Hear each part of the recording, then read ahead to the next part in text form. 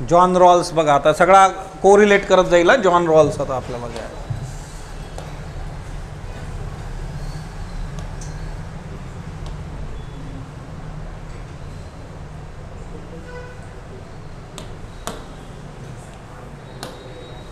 Okay C utilitarian approach नावाची जी बाब आहे बघा, युटिलिटेरियन अप्रोच, उपयुक्ततावाद, maximum happiness for maximum people. Okay so John Rawls talks about justice. या माणसाने 1971 मध्ये एक पुस्तक लिहिलं. त्या पुस्तकाचं नाव जे होतं बघा ते होतं थेअरी ऑफ जस्टिस, न्यायाचा सिद्धांत. ओके सो आता हे सगळे जे फिलॉसॉफर्स आहेत, ह्या फिलॉसॉफरचा एक कन्सर्न आहे बघा. They are talking about happiness, they are talking about justice, they are talking about equal distribution of resources. Why? Okay आता बेसिकली जे आहे ना, if you will go, there is a inequality in case of distribution of resources. Resources संसाधनं जी आहेत बघा. Okay resources जे आहे संसाधनं, इक्वल डिस्ट्रीब्युशन आहे का रिसोर्सेसचं? नाही.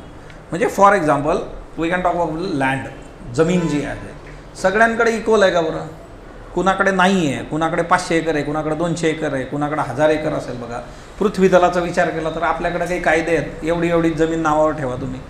मग ती नावावर एवढीच ठेवायची, तर मग थोडी बायकोच्या नावावर, थोडी मुलाच्या नावावर, थोडी आईच्या नावावर, थोडी बाबाच्या नावावर, आजोबाच्या नावावर. ओके म्हणजे ह्युमन बिईंग जे आहेत ना, ते त्यांचा इंटरेस्ट साध्य करायचा प्रयत्न करतात बघा.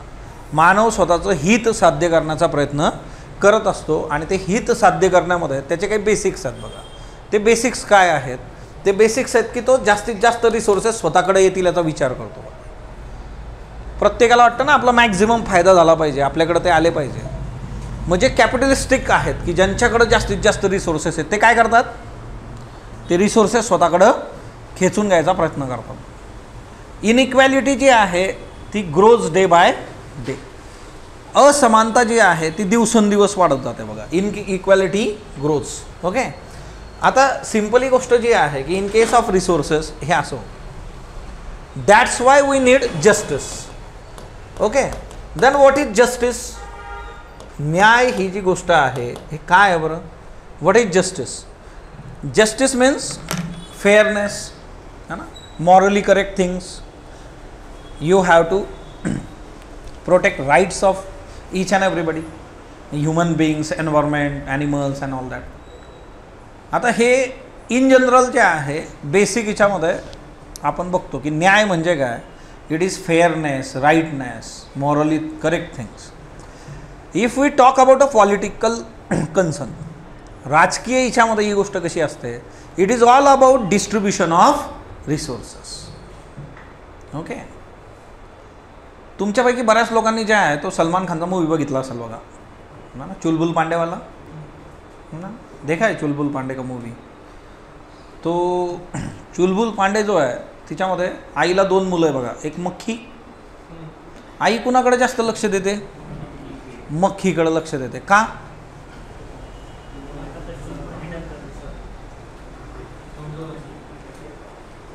मक्खी हा वीकर सेक्शनमध्ये येतो घरात बघायला गेलं तर.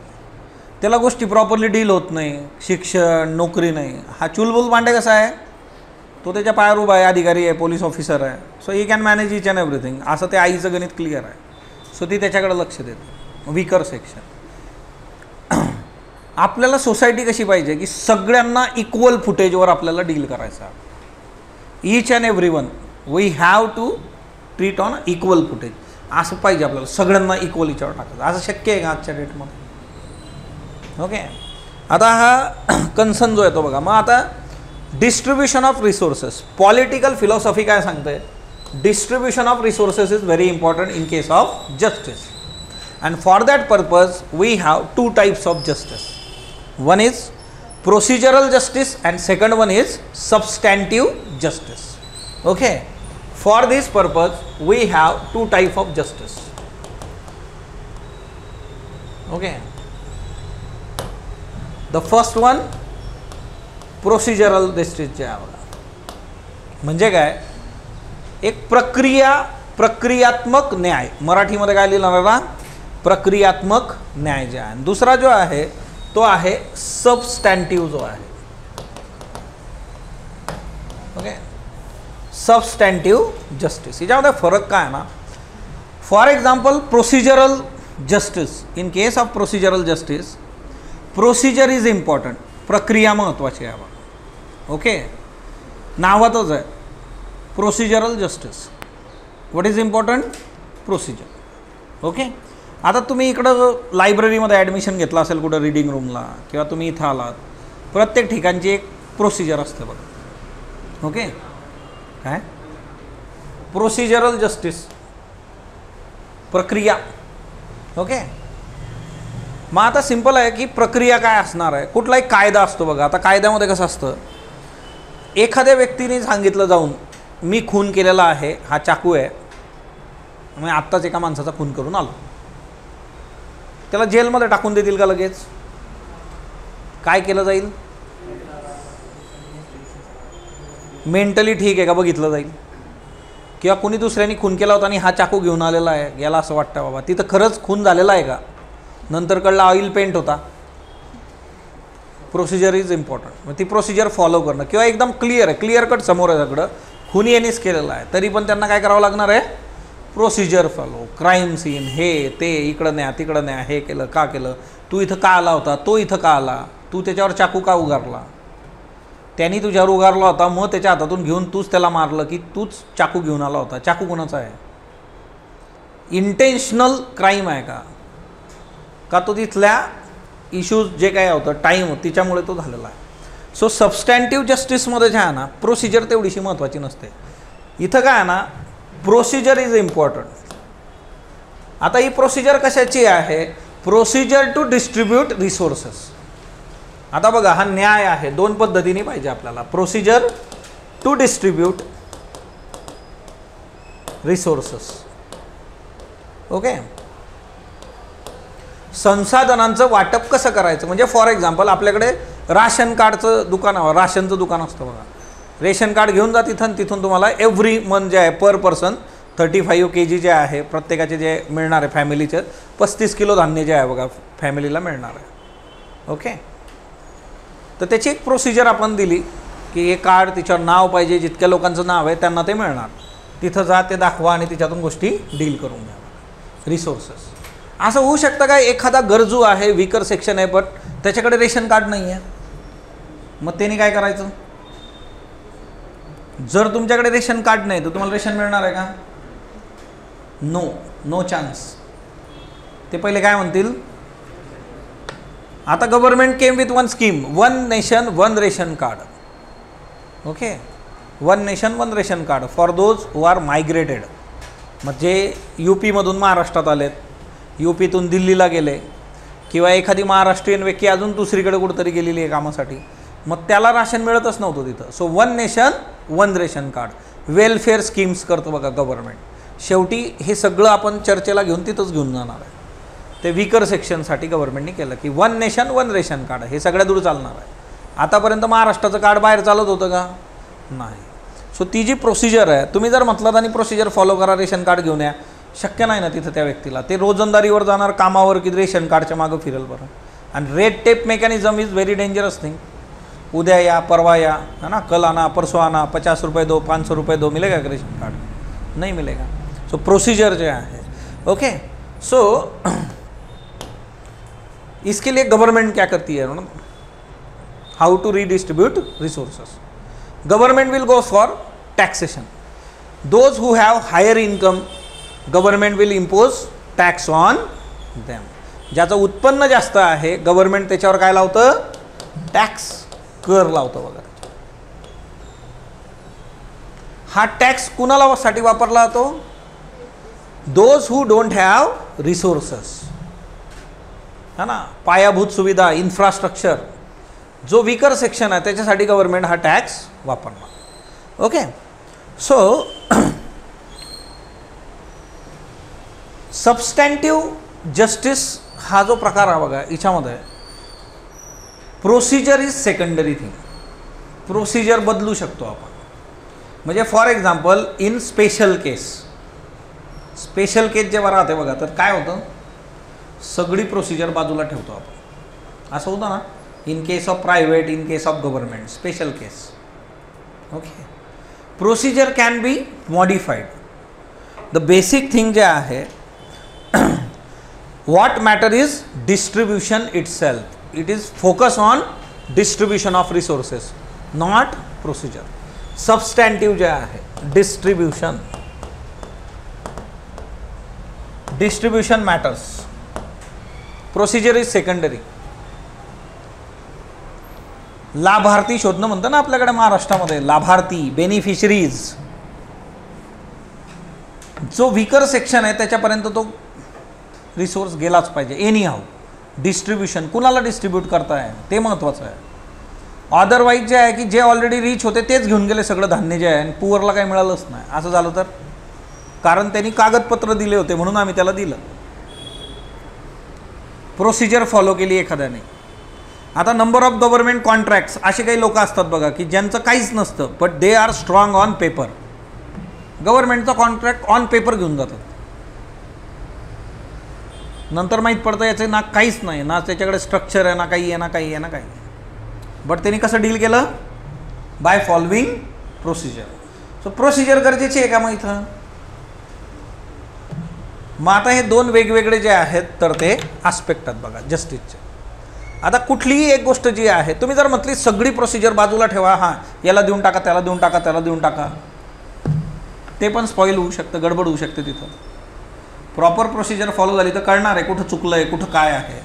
सो इन दिस केस जे आहे डिस्ट्रीब्युशन जे आहे तर ते मॅटर करतं बघा. Okay, distribution matters, procedure is secondary. Procedure महत्त्वाचे नाही आहे. So there are two types of justice.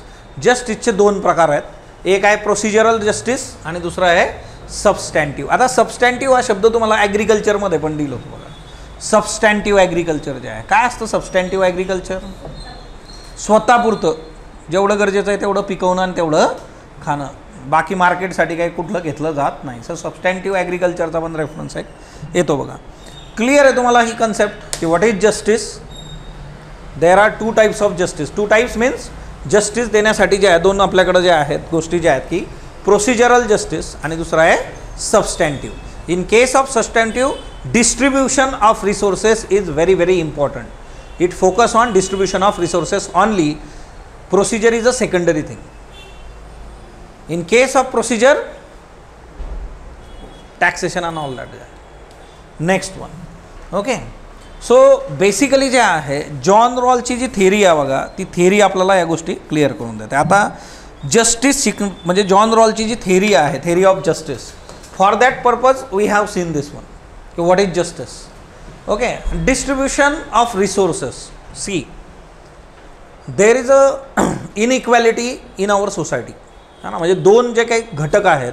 आता हा घटक कसा आहे बरं? पुअरेस्ट ऑफ द पुअर आहे बघा. Okay, poorest of the poor. Hunger, basic needs पण कंप्लीट होत नाही तिथं. अन्न, वस्त्र, निवारा, कपडे पण नाही आहेत त्यांच्या अंगावर, खायला जे आहे अन्न नाही आहे. आणि इकडं बघा चिअर्स, खातील कमी, सांडतील जास्त, उरलेलं अजून जास्त राहील बघायचं. एन्जॉय, पार्टी अभी बाकी आहे. Okay, why all these philosophers they talk about distribution of resources? The reason is all about inequality in case of distribution of resources. समाजातले काही घटक असे आहेत की ज्यांच्याकडं एवढं काही रीच आहे, सगळं प्रचंड रिसोर्सेस त्यांच्याकडं आहेत, आणि एक घटक असा आहे की ज्याच्याकडं काहीच नाही आहे आज. हा ना, हंगर. बेसिक जे नीड्स आहेत बघा, ते बेसिक नीड्स पण ते पूर्ण करू शकत नाही. बेसिक नीड्स ऑफ लाईफ, रोटी, कपडा और मकान. ओके, नो मकान. होमलेस पीपल किंवा स्लममध्ये राहणारी लोक जी आहेत बघा, ती कशी राहतात? घरं आहेत का प्रॉपरली? आता पाऊस सुरू झाला बघा, लोक पावसावर कविता करतात. ओके, लोक जे आहेत पावसावर कविता करतात. आवडता ऋतू कुठला? पाऊस. असं शाळेत शिकवतात आपल्याला निबंध लिहिताना. माझा आवडता ऋतू पावसाळा. हिवाळा का नाही, उन्हाळा का नाही, पावसाळाच. ज्याच्या घराला जे आहे छत नाही आहे त्याच्यासाठी पावसाळा आवडता ऋतू असू शकतो का? ज्याच्या घरामध्ये पाणी येतं आहे डायरेक्टली त्याच्यासाठी पावसाळा आवडता ऋतू कसा असू शकतो? Not at all. हा सिम्पल कन्सर्न आहे याच्यामध्ये. होमलेस पीपल्स, घरं नाहीत लोकांकडं, आणि इकडं अशी पण घरं आहेत बघा.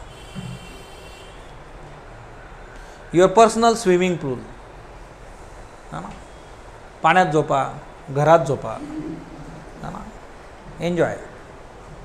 लोकांना प्यायला पाणी नसतं बघा, इथे सगळे रिसोर्सेस आहेत. डिस्ट्रीब्युशन जे आहे ना, in case of lifestyle, basic needs, हे प्रचंड जे आहे इनइक्वल आहे. And that's why all philosophers they talk about all this things, की there is need of redistribution of resources. हा सिम्पल गणित आहे या लोकांचं. आता यामध्ये जे आहे theory of justice, John Rawls, 1971 मध्ये बुक आलं होतं बघा. Okay, a theory of justice by John Rawls. आता ही जी थेरी ऑफ जस्टिस आहे बघा, याच्यामध्ये जॉन रॉल्सची जी कन्सेप्ट आहे, जॉन रॉल्स हायपोथेटिकल काही गोष्टी कन्सिडर करतो. ही कन्सिडर अ गुड सोसायटी, एक चांगला समाज जो आहे तो त्यांनी कन्सिडर केलेला आहे, गुड सोसायटी. आता गुड सोसायटी जी आहे ती गुड सोसायटी कशी असणार आहे? Good society is all about a full of virtues, number of virtues असणार. What is virtue? सद्गुण. व्हर्च्यू इथिक्स आपण बघितला बघा, सद्गुण, चांगले गुण जे आहे है ना, तुमच्यामध्ये जशा चांगल्या चांगल्या गोष्टी आहेत बघा, ते व्हर्च्यूज आहेत सगळे, बरोबर का नाही? काय काय बरं तुमच्यामध्ये चांगले गुण जे आहेत ते? टेम्परन्स आहे बघा, संयम आहे अजयकडं. तुझ्याकडे काय अजय? एक अजय इकडं, एक अजय तिकडं. तुझ्याकडे काय बरं चांगला गुण कुठला आहे, व्हर्च्यूज कुठले आहेत? हां, चांगलं बोलतो, हा ना, चांगलेच शब्द बाहेर पडतात त्याच्या मुखातून जे आहे, चांगलं बोलतो तो. ओके, चांगलं बोललं पाहिजे ना, है ना, बुरा मत बोलो सांगितलं आहे. व्हर्च्यूज जे आहे की जॉन रॉल अशा समाजाची जी आहे तर तो अपेक्षा करतो आहे किंवा त्यांनी एक इमॅजिनेशन आहे की एक चांगला समाज, आणि चांगला समाज म्हणजे लोक चांगली आहेत तिच्यातली, ऑब्वियसली ते इंडिव्हिज्युअलचा मिळून समाज होणार आहे. So people they are with full of virtues, cooperation, है ना, हेल्पफुल नेचर असणार, चांगल्या चांगल्या गोष्टी भरपूर आहेत त्यांच्याकडे. Okay, so number of virtues जे आहेत ते भरपूर असणार आहेत तिथं in a good society. Among that number of virtues, justice will be the first virtue of good society. When you can call a particular society is a good society, first नंबरचा virtue कुठला असणार आहे? Justice. कितीतरी सद्गुण तिथं असतील पण तिच्यातला जो पहिला सद्गुण जो असतो बघा याच्यातला तो काय असतो? जस्टिस, न्याय. ओके, म्हणजे तो समाज कुणावरही अन्याय होऊ देत नाही, त्याचं पहिलं प्रिन्सिपल आहे बघा, कुणावरही अन्याय होता कामा नये.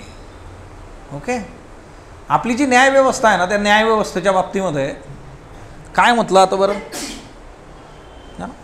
आपली जी न्यायव्यवस्था आहे त्या न्यायव्यवस्थेच्या बाबतीत काय म्हटलं जातं? नाही, तो एक वेगळा भाग झाला की याच्याशी जर संबंधित म्हटलं की प्रत्येकाला न्याय मिळाला पाहिजे. ते म्हणतात ना, एवढे एवढे बेकसूर किंवा कसूर असणारे कोण,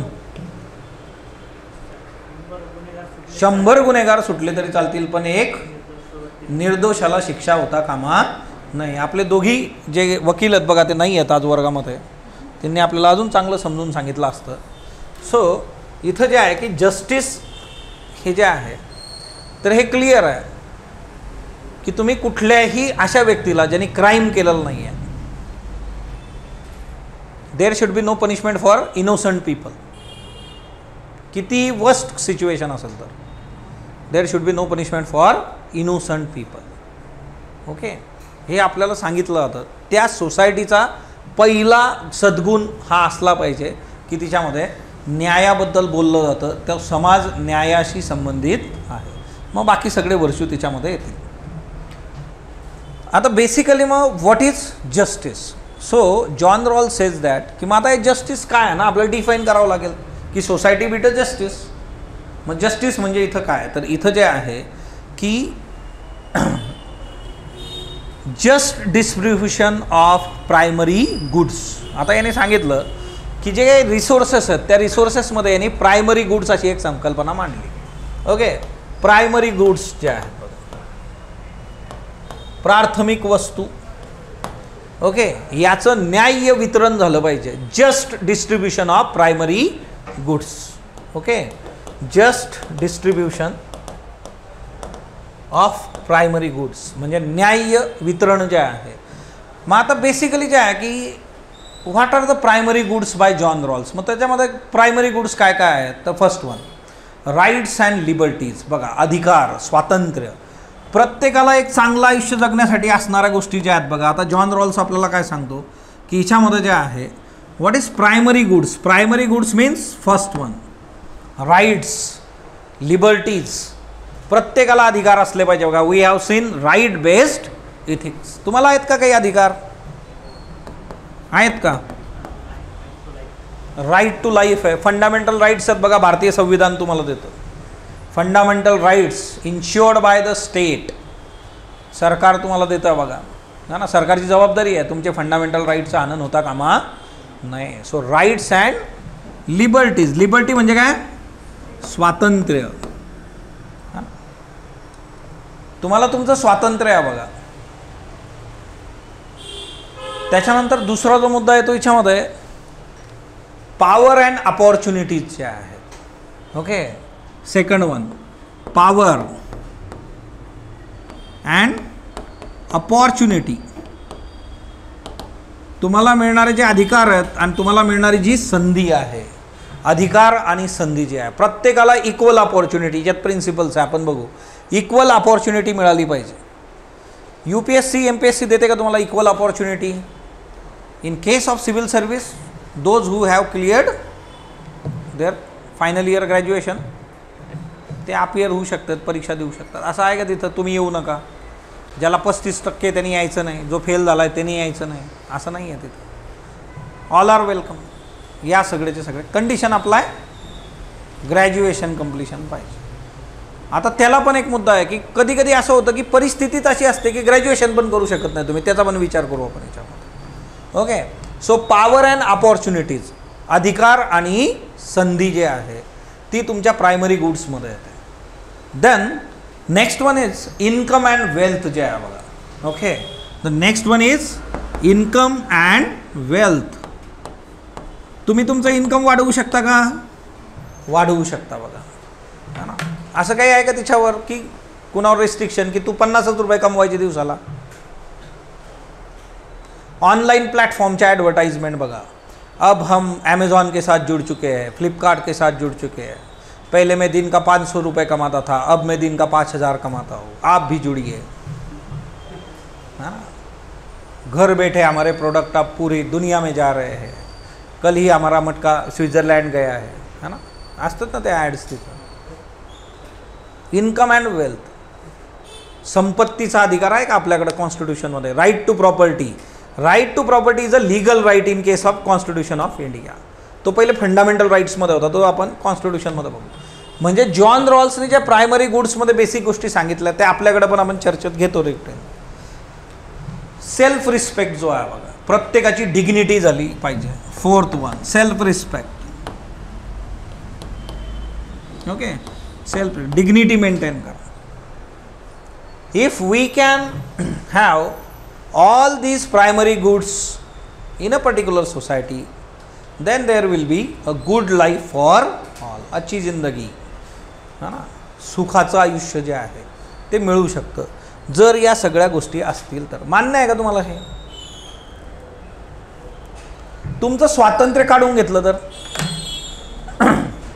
रोज जर तुम्हाला बिग बॉस सांगायला लागलेत की आज तुम्ही कारल्याची भाजी खायची आहे, बिग बॉसने सांगितलं उद्या नाश्त्याला जे आहे थालीपीठ खायचं आहे, दुपारी जेवणामध्ये गाजरचा हलवाच मिळणार आहे,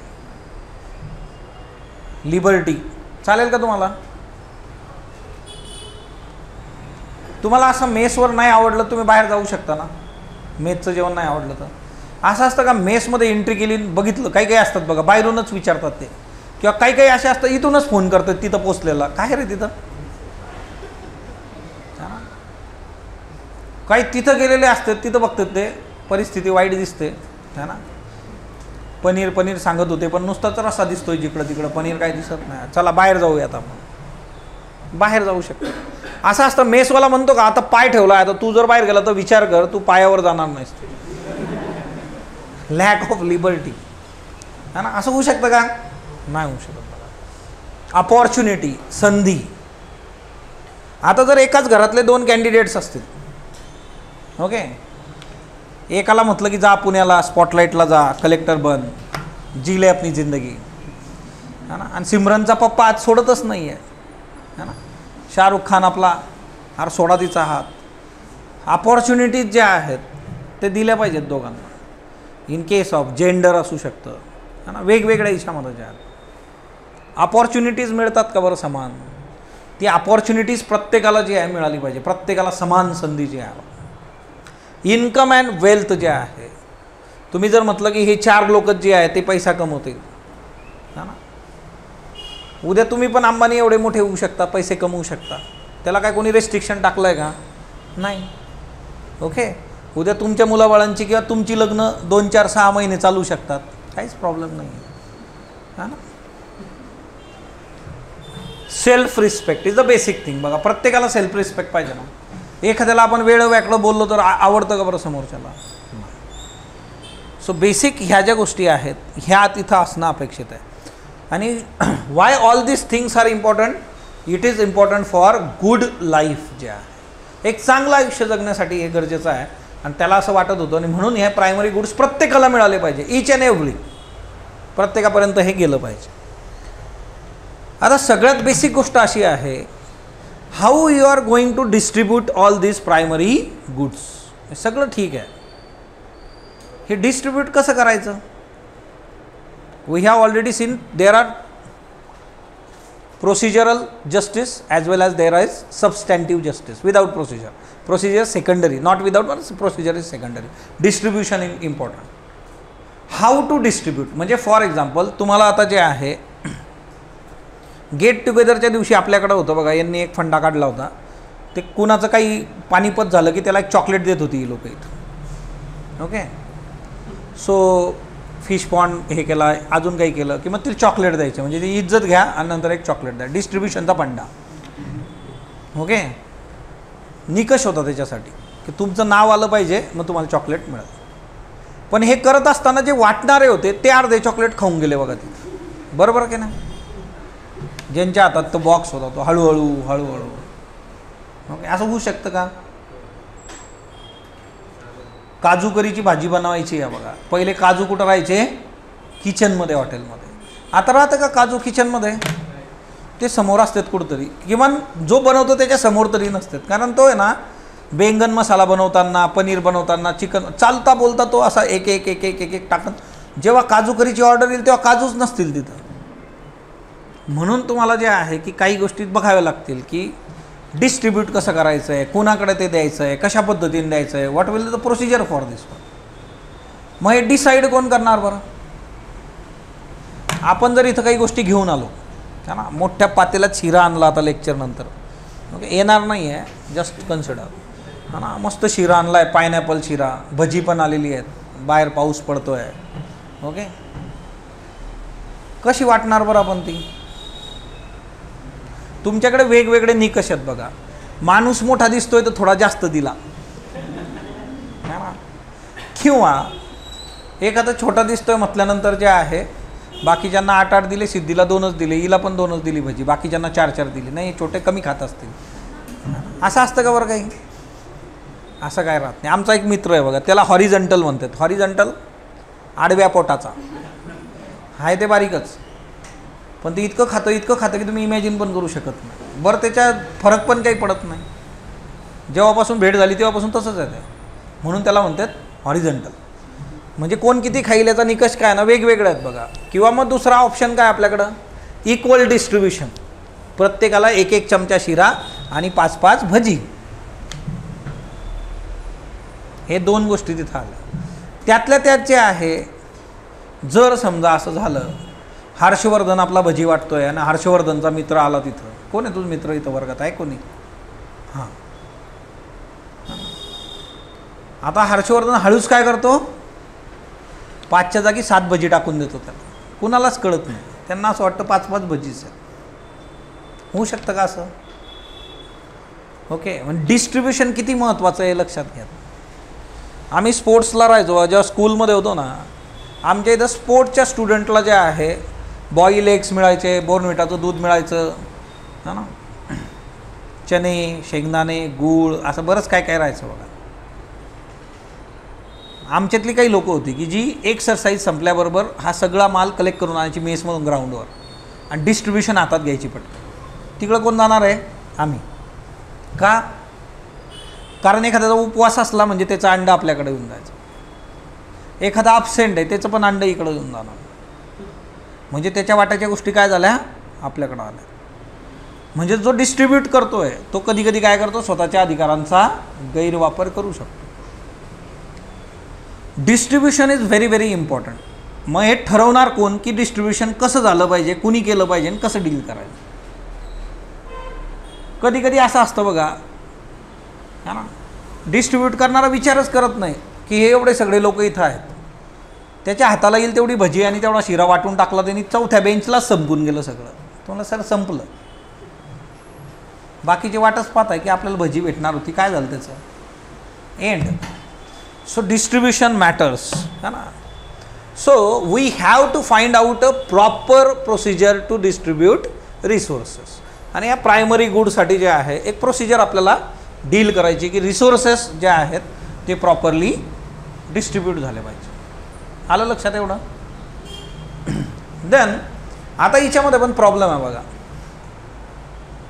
जसे इथं वेगवेगळे डिस्ट्रीब्युशनचे फंडे आलेत तसं जर आपण बघितलं तर इथं जे आहे बघा, हां ना, आता हे कॅरेक्टर आहे बघा, कसं वाटतं बरं बघितल्यानंतर?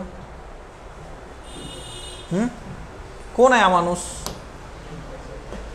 ऑनली मनी आहे हा, मनी भाई, है ना. एम भाई आहे तो. एम बोले तो मनी, पैसा, डॉलर दिसतात ना.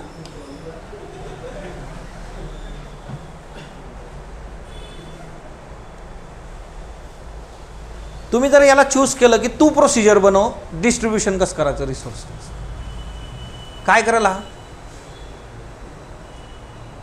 कॅपिटलिस्टिक माइंडसेट आहे हा. ओके, ही व्यक्ती कशी आहे? भांडवलशाही मानसिकतेची आहे. जास्तीत जास्त नफा मला मिळाला पाहिजे. सो याचं जे डिस्ट्रीब्युशन असेल ते कसं असेल? इस बंदे को सिर्फ पैसे चाहिए जिंदगी में, मेरा मुनाफा ज़्यादा से ज़्यादा कैसे होगा? तो ये क्या करेगा डिस्ट्रीब्यूशन करते वक्त? स्कैम कर सकता है. स्कैम मतलब गड़बड़ करेगा ये. Okay, what you will do? Will go for self interest, egoism. मुझे क्या मिलेगा वो पहले देखो, मेरा, है ना, मुनाफा कैसे बढ़ेगा, क्या होगा, उसको पहले सोचता है.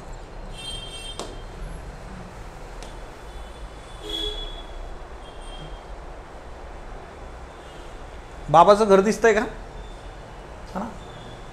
पुअरेस्ट ऑफ द पुअर सोसायटीमधली जर व्यक्ती आपण बघितली बघा, रिसोर्सेस खूप कमी आहेत.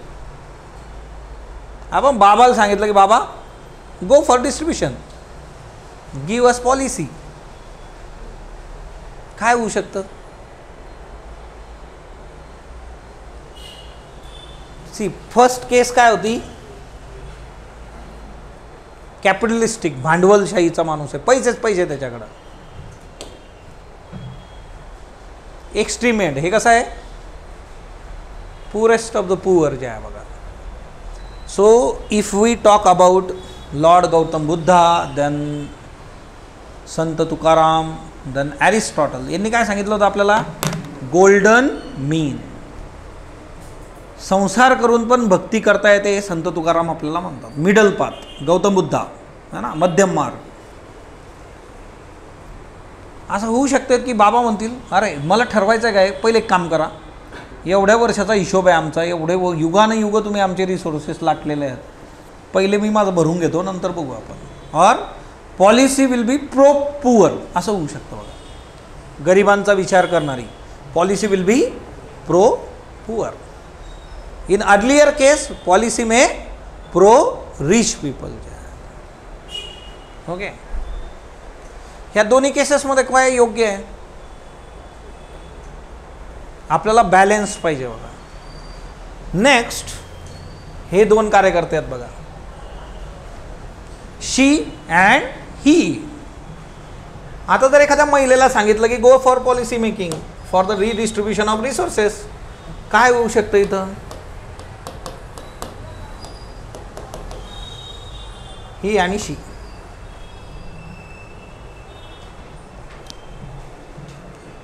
महिलेला जर रिडिस्ट्रीब्युशनची पॉलिसी बनवायला सांगितली तर काही इम्पॅक्ट होऊ शकतो?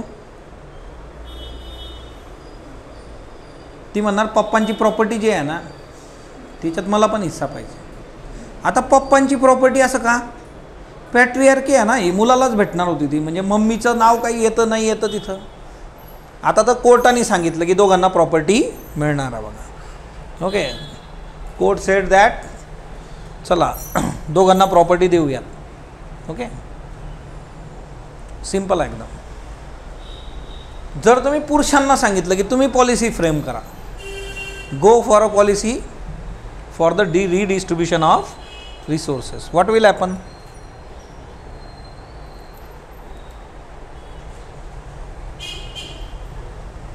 काय होईल?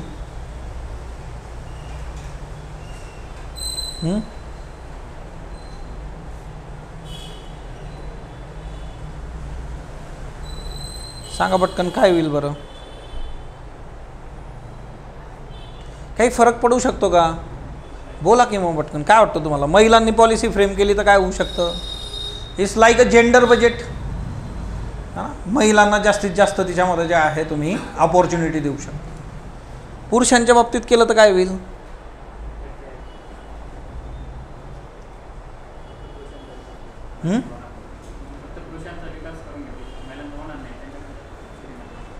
ते पॅट्रियार्कियल माइंडसेटनी जर गेलेत तर महिलांना काही मिळणार नाही.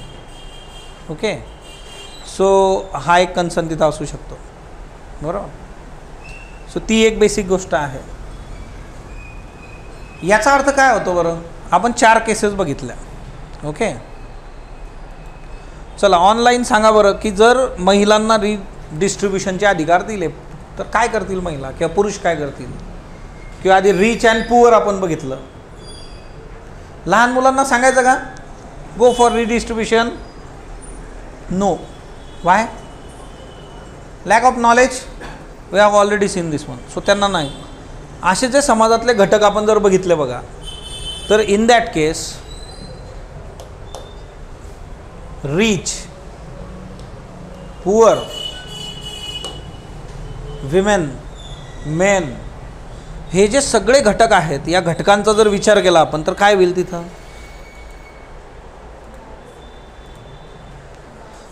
बायस्ड राहू शकतं. ओके, कुणीतरी स्वतःसाठी त्याचा फायदा करून घेऊ शकतो. Biased. We don't want such system. आपल्याला काय पाहिजे? बॅलन्स सिस्टीम पाहिजे. बायस सिस्टीम नको बा. ओके, आता ते सिम्पल आहे.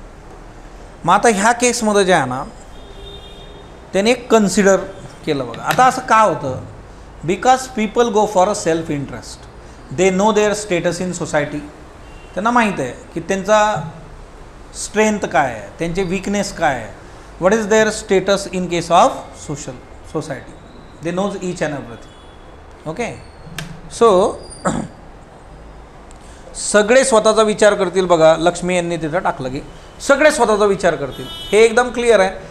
Why they will go for self interest? Because they know मी महिला आहे आणि महिलांच्या बाबतीत काय काय गोष्टी घडलेल्या नाही आहे. मी पुरुष आहे, पुरुषांना अजून काय भेटलं पाहिजे, है ना? मुख्यमंत्री लाडकी बहीण योजना, आम्ही कुणाचं घोडं मारलं आहे? आमच्यासाठी पण एक योजना पाहिजे की लाडका भाऊ योजना जी आहे, हा ना? पुरुष विचार करू शकतात ना असा. मग ते म्हणणार लाडकी बहीण योजना 1,500, आपण आपल्यासाठी 3,000ची योजना बनवूया, होऊ दे खर्च, है ना? भेटूयात शनिवारी रात्री सगळे.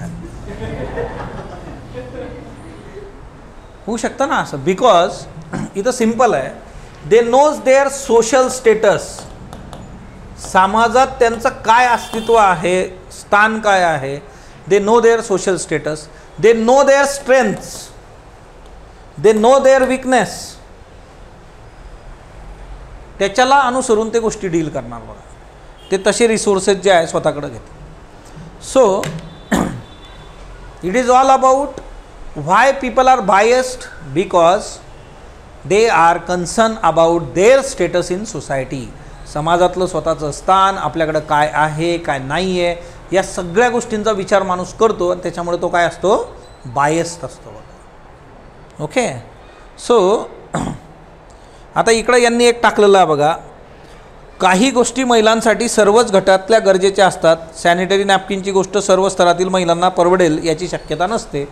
सो आता वेलफेअर हा एक कन्सर्न याच्यामध्ये असतो की काय गोष्टी झाल्या पाहिजेत, काय गोष्टी होता कामा नये. ओके.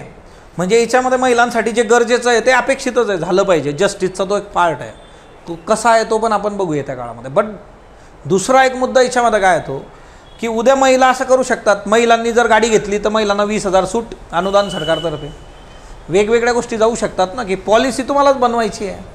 आता नवीन बाईक आली आहे बघा, जगातली पहिली CNG बाईक, माहीत आहे तुम्हाला, है ना, बजाज फ्रीडम. लोक म्हटले की रॉकेटसारखं आपण उडून जाऊ शकतो, खाली सिलेंडर आहे ना सीटच्या, तिच्यावरून आता डिबेट सुरू आहेत बघा. हां, सिलेंडर फुटलं तर काय होईल आपलं. ओके. मग बजाज फ्रीडम नावाची गाडी आहे. मग आता जर महिलांना सांगितलं की go for a distribution of resources, go for a policy, महिलांनी केलं, फ्रीडम बाईक महिलांनी घेतली तर 50% ऑफ, सरकार भरल 50% पैसे. कार घेतली 25% ऑफ, महिलांनी घेतली तर. महिलांना शिक्षण फुकट, है ना, महिलांना अजून जे जे पाहिजे ते फुकट सगळं. करू शकतात का? पुरुष पण करू शकतो तसं. किंवा ह्या बाबाला जर दिलं सगळं तर बाबा म्हणू शकतो की बस झालं तुमचं सगळं, इतके दिवस बघतोय मी आता, हां 50 साल से वही चल रहा है, अब दिखाता हूँ इनको, है ना. पहले तो हमारे लिए पक्के घर बनवा दो, AC फिट करवाते, है ना, कूलर वूलर की ज़रूरत नहीं है अभी, फ्रीज, है ना, फ्रीज पण कसं छतापर्यंत जाणार, आजकाल मोठे आलेले आहेत ते, घरात घुसना झालेत, है ना. आर्किटेक्ट लोकांना कन्सल्ट करून बनवा म्हणा, दरवाजा एवढा, फ्रीज एवढं, आडवं कर, त्याच्यातला खोका काढावा लागतो बा, है ना. फ्रीज जर तुम्ही बघितलं, फ्रीजची एक गंमत असते, ते सांगतात की फ्रीजचा खोका 8-10 दिवस ठेवा, जर फ्रीजला काही प्रॉब्लेम आला तर खोका गरजेचा आहे. ओके. त्यांचं लॉजिक आहे. आता कंपनीला खोका लागतो, म्हटलं खोका लागतो कंपनीला, मग तो खोका फाडायचा नाही, तो जसा आहे तसाच द्यायचा आहे. मग आता खोका तसाच द्यायचा म्हटल्यानंतर तर पार तिरप करून तो खोका असा काढतो, खोका जातो भिंतीला, तो निघत नाही. मोठं फ्रीज असलं तर असला मजेदार कार्यक्रम आम्हाला. सो बाबाजी जे आहेत ते त्यांच्या पद्धतीने पण डील करू शकतात. किंवा हा जो कॅन्डिडेट आहे हा सगळं पॉलिसी स्वतः डील करून घेईल. आम्ही गव्हर्नमेंट इंडस्ट्रियलिस्टनी जेवढं काही लोन घेतलेलं आहे ते सगळं लोन माफ. ओके. सगळं जे आहे. ओके. सो तो हिच्यामध्ये एक मेन्शन करता येऊ शकतो. सो ती एक महत्त्वाची बाब हिच्यामध्ये येते बघा. चला, ऑनलाईनमध्ये क्लिअर आहे का आता? जी लोक ऑनलाईन आहेत बघा,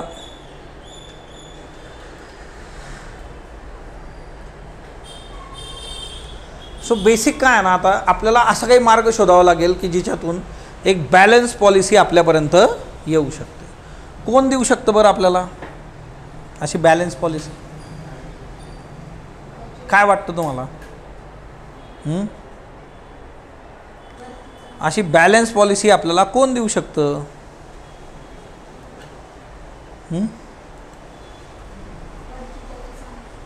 ज्याचे व्हर्च्यू चांगले आहे असा.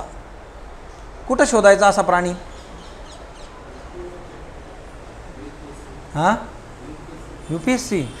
अरे आजच एक केस आलेली आहे, बघितली का तुम्ही?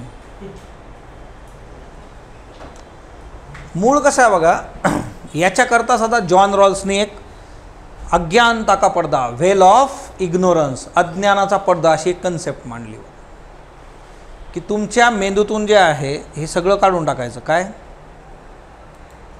तुम्ही कोण आहात, what is your social status, what is your self interest, हे सगळं बाजूला ठेवून जे आहे पॉलिसी डील करणं जे आहे तर ते त्याच्यामध्ये महत्त्वाचं आहे. Okay, so will go for that one. Original position नावाची एक कन्सेप्ट त्यांनी आणली बघा.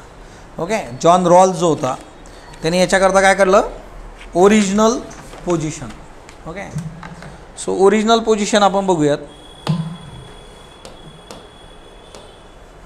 Okay, original position. ओके, आता what is original position then, ही कन्सेप्ट काय ते आपल्याला समजून घ्यायची आहे. आता इथं हा पडदा दिसतोय तुम्हाला, है ना, जादूगार असतो ना, असं असं करताना मागचं गायब करून टाकतं ते 2 मिनटात. गायब होतं का खरंच? हां, ते पळून गेलेलं असतं दुसरीकडे कुठंतरी, नाही तर खालून छिद्र्यातून निघून खाली बस जाऊन बस. सो हा जो कन्सर्न याच्यामध्ये आहे, वेल ऑफ इग्नोरन्स, हा जो पडदा आहे ना, या पडद्याला म्हटलेलं it is a well of ignorance. म्हणजे काय, अज्ञानतेचा पडदा जे आहे.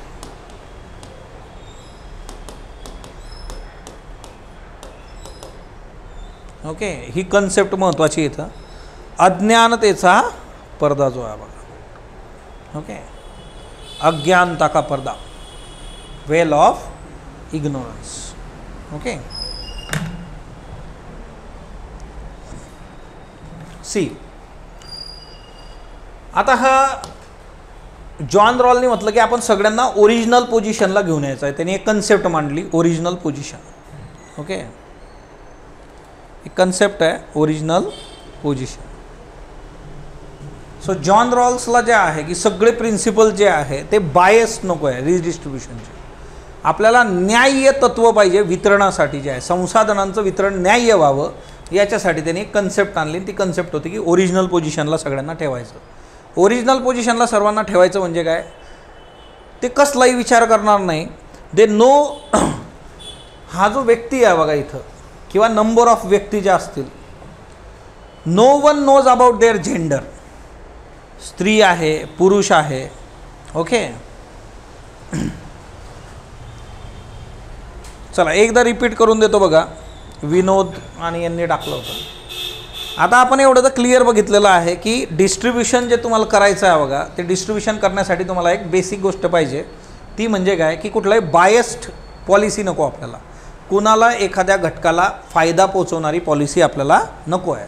म्हणून त्यांनी एक कन्सेप्ट मांडली. ती कन्सेप्ट काय आहे, ओरिजिनल पोझिशन. ओरिजिनल पोझिशन म्हणजे इथं जी लोकं आहेत यांना त्यांचं जेंडर कुठलं आहे, त्यांचा धर्म कुठला आहे, ते कुठल्या वंशाचे आहेत, त्यांच्याकडे कुठलं स्किल आहे का, सोशल इकॉनॉमिक क्लास कुठला आहे त्यांचा, दे डोंट नो एनिथिंग. म्हणजे काय केलेलं आहे, पाटीकोरी करून टाकली त्यांची. ती पाटीकोरी कुठं नव्हती, इकडं, है ना. ह्या बाबाला माहिती आहे की माझं कामच आहे, माझा जन्मच पैसे कमवायला झालेला आहे. Anyhow I have to earn money, है ना. बाबाला एवढं क्लिअर आहे की मग आपल्याकडं गोष्टी आल्या पाहिजे. आपलं ना बडी मछली छोटी मछली को निकल जाती है. पहिले गोरे खून चूसते थे, अब काले चूस रहे हैं. बाबा क्लिअर आहे एकदम. मी महिला म्हणून जन्माला आले, मला हे मिळालं नाही, ते मिळालं नाही, ते मिळालं, ते मिळालं नाही. क्लिअर आहे. जेंडर, फेमिनिझम, ना, my body my right, personal is political. Patriarchy, माझा जन्मच रूल करण्यासाठी झालेला आहे. सर्वांनी माझं ऐकलं पाहिजे, महिलांनी ऐकलं पाहिजे, है ना. सिंपल आहे एकदम. हे सगळं पुसून टाकायचं यांच्या मेंदूतून की तुम्ही श्रीमंत आहात, तुमची कंपनी आहे. जर उद्या गव्हर्नमेंटनी सोलर पॅनलची कंपनी आहे तुमची, गव्हर्नमेंटनी सोलर पॅनलची स्कीम आणली, अनुदान दिलं, तुम्हाला फायदा होणार आहे. सगळं पुसून टाकायचं ते लोक. तुम्ही महिला आहात, पुरुष आहात, एक फक्त एक व्यक्ती म्हणून तुमचा विचार करणं, दॅट इज ओरिजिनल पोझिशन जे आहे. पण या लोकांना या गोष्टीचं नॉलेज असतं की इकॉनॉमिक्स, ह्युमन सायकोलॉजी, ह्या गोष्टी यांना कळणार आहे. फक्त काय नाही कळणार की यांना सोशल स्टेटस, जेंडर, त्यांचे सेल्फ इंटरेस्ट ते त्यांना डील नाही होणार. पण यांना एवढं कळतं की समाजामध्ये विकास होणं, सोशल आस्पेक्ट काय, त्या गोष्टी ज्या आहेत त्या डील झाल्या पाहिजेत. ओके, आता हे यांना जे आहे तर ते कळणार आहे कुठं, ओरिजिनल पोझिशनमध्ये. ओरिजिनल पोझिशनमध्ये आता पाठी कोरी आहे. They don't knows about their gender, about their skill, interest, race, nothing. म्हणजे आता ते बायस डिसिजन घेऊ शकतात का? नाही. सगळ्यांना इक्वल फुटेजवर आणलं. असं होतं का बरं खरंच? असं होईल का की असं तुम्ही विसरला सगळं? हां, 2 मिनिट इसकी तरफ देखो. असं होणार नाही ना. हायपोथेटिकल आहे हे सगळं. कसं आहे? हायपोथेटिकल. सपनों की दुनिया आहे. जॉन रॉल्स के सपनों की दुनिया. असं काय होत नसतं बघा. इथं जे आहे जो तो आपापल्या फायद्यासाठी गोष्टी डील करत जाणार आहे. That's very clear. मग आता काय करायचं? नंतर हा अज्ञानतेचा पडदा काय करायचा? काढून टाकायचा. मग आता इकडं यांना दिसतं काय काय आहात. दिव्यांग आहे बाबा तुम्ही, तुमच्याकडे जे कंपनी आहे, महिलांचे जे इश्यू आहेत, ओके. सो अशा वेगवेगळ्या गोष्टी ज्या आहेत. आणि मग तिच्यातून जे आहे पॉलिसी जे आहे त्या डील करायच्या बघा. म्हणजे एकदा तुम्ही पॉलिसी बनवली, प्रिन्सिपल्स बनवून घेतले की मग हा पडदा काढून टाकायचा. पडदा कधीपर्यंत राहणार आहे? जोपर्यंत धोरण बनत नाही तोपर्यंत. एकदा प्रिन्सिपल सेट केले की how to distribute resources. Otherwise या लोकांनी आपापल्या पद्धतीने निर्णय घेतला असता. सो डिस्ट्रीब्युशन ऑफ रिसोर्सेसचे प्रिन्सिपल्स फाइंड आउट करा. ते प्रॉपरली झाले की मग हा पडदा काढून टाकायचा. वेल ऑफ इग्नोरन्स. पडदा काढून टाकला. आता हा पडदा काढून टाकला त्याच्यानंतर जे आहे each want to maximize his interest. प्रत्येकजण जो आहे तो त्याचा इंटरेस्ट मॅक्झिमाइज करायचा विचार करतो बघा. सो बेसिकली ते काय असतं ते पण आपण बघू बघा. ओके. सो हे सगळं झालं की त्यांना कळतं आफ्टर चूजिंग प्रिन्सिपल्स की त्यांचा रोल काय आहे सोसायटीमध्ये. मग त्याच्यानुसार त्या गोष्टी ज्या आहेत त्या डील होत जातात. म्हणजे वेलफेअर पण होऊ शकतं त्याच्यात. वेल ऑफ इग्नोरन्स कळालं का सगळ्यांना? आपण कशासाठी करतो हे सगळं? आपल्याला रिडिस्ट्रीब्युशन ऑफ रिसोर्सेस जे आहे, और डिस्ट्रीब्युशन ऑफ रिसोर्सेस, संसाधनांचं वितरण करायचं आहे. मग ते कुणाला किती द्यायचे आणि कसे द्यायचे याच्यासाठी काय बनवायचं आहे? पॉलिसी बनवायची. आणि ती पॉलिसी जर तुम्ही अशी बनवली, प्रत्येकाला प्रत्येकाचं स्टेटस माहीत आहे, तर प्रत्येकजण काय करेल? स्वतःच्या फायद्यासाठी रिसोर्सेस वापरायचा प्रयत्न करू शकतं. म्हणून इथं काय केलं जातं? Veil of ignorance. So they won't know anything about their social status, gender, है ना, कुठलाही त्यांचा इंटरेस्ट त्यांना माहीत नाही. त्याचं सगळी पाठी कोरी. आणि मग त्याच्यानंतर प्रिन्सिपल बनवून घ्या. म्हणजे ते बायस्ड असतील का? नाही. सगळ्यांचा समान प्रतलावर विचार करून डिस्ट्रीब्युशन होईल. मग झालं सगळं की मग हा पडदा काढा. मग त्यांना सांगा की तुम्ही हे, तुम्ही हे, तुम्ही हे. ओके. असं ते गणित आहे. आता हे काय असतं ना की वेल ऑफ इग्नोरन्समुळे काय होतं? डिसिजन मेकर जो असतो तो बॅलन्स डील करतो सोसायटीची जी आहे ओरिजिनल पोझिशनला घेऊन. असा तो मुद्दा असतो. ओके. पर्सनल इंटरेस्ट तिकडं आहेत तुमचे सगळे जे आहेत, त्याला ते डील करणार नाही. अज्ञानतेच्या पडद्याचा आपल्याला हा फायदा आहे. डन. मॅक्झिमम प्रिन्सिपल जे आहे, आता प्रत्येकजण जे आहे ना स्वतःच्या हिताचा विचार करतो बघा. जास्तीत जास्त जे आहे स्वतःचा इंटरेस्ट जो आहे मॅक्झिमाइज करायचा प्रयत्न करतो. ओके. आता हे प्रकरण काय असतं बघा. तुमच्यापैकी 2 लोक व्हॉलंटियर म्हणून समोर येऊ शकतात का बरं? कुठलेही 2 लोक पाहिजे आपल्याला, है ना. 2 लोक या. ओके. अजून एक लोक चांगल्या गोष्टीसाठी बोलवतो आहे, है ना. कोण आहे? ये की पटकन. आता का निमंत्रणपती का पाठवू काय? चला. आता ही गोष्ट माहीत आहे तुम्हाला? ही गोष्ट आठवते का? लहानपणी शिकलो होतो आपण, हा ना. ही एक माऊ, ही दुसरी माऊ. ह्या दोघींना केक खाऊ खाल्ला कोणी? ह्या बाबांनी, हा ना. डिस्ट्रीब्युशनच्या चक्करमध्ये. म्हणजे काय ना, डिस्ट्रीब्युशन तिसऱ्याच्या हातात गेलं. काय येतं तुमच्या हाताला? केकच्या खालचा तो कागद, हा. कप केकला असतो ना खाली कागद, तो हाताला येतो बघा. आता आपल्याला हा मिडलमॅन नको आहे, बरोबर. या की असे पुढे. आता हे 2 लोक बघा, यांना एक प्रश्न विचारायचा आपल्याला. तू पण दिस किती तर कॅमेरामध्ये, है ना. एवढा कॅमेरा लावला आपण, त्याचं काहीतरी पैसे वसूल झाले पाहिजे ना इकडं, हा ना. आता बघा अजय आणि कृष्णा, हा ना. आता कृष्णाला मी काय सांगणार? बट ठीक आहे. आता बघा, ओके, इमॅजिन करा हा बॉटलच्या आकाराचा केक आहे बघा एक, हा ना, इमॅजिन करा केक आहे एक. ओके, आता याच्यात गंमत अशी आहे, केक कापण्याचा अधिकार कृष्णाला दिलेला आहे आपण, बरोबर. केक कृष्णा कापणार आहे आणि कृष्णाच खाणार आहे आधी, म्हणजे तो तिच्यातला एक हिस्सा उचलून घेईल बघा. तर काय करेल बरं, तुला केक खूप आवडतो, तुम्हाला दोघांना खूप आवडतं आहे एवढं की म्हणजे सगळं भरलं आहे, इथपर्यंत भरलं आहे, तरी तुम्हाला भेटलं तर तुम्ही खाल, अशी गोष्ट. तर काय करशील, तुलाच कापायचं आहे, 2 हिस्से करून द्यायचे, याचे 2 वाटे करायचे आपल्याला. कट कर आणि एक तू घेऊन जा, दुसरा जो उरलेला आहे तो याला भेटेल. तर तू काय करशील बरं? एक नंबर आहे बघा, हा कलियुगातला कृष्ण आहे. काय सांगितलं एकदम क्लिअर आवाज, जॉन रॉल्स राहून त्याने काय सांगितलं, एक छोटा आणि एक मोठा करेल. हे ऑनलाईन ऐकू दे, यांना सांग जरा काय म्हटलं तू. एक छोटा आणि एक मोठा हिस्सा करेल, त्याचे 2 भाग करेल. एक छोटा जे असेल तो त्याला ठेवून देईल, मोठा माझा घेऊन टाकेल. ओके, आता केस नंबर 2. आता कृष्णाला केक कापायचा आहे, पण चूज करणार आहे अजय.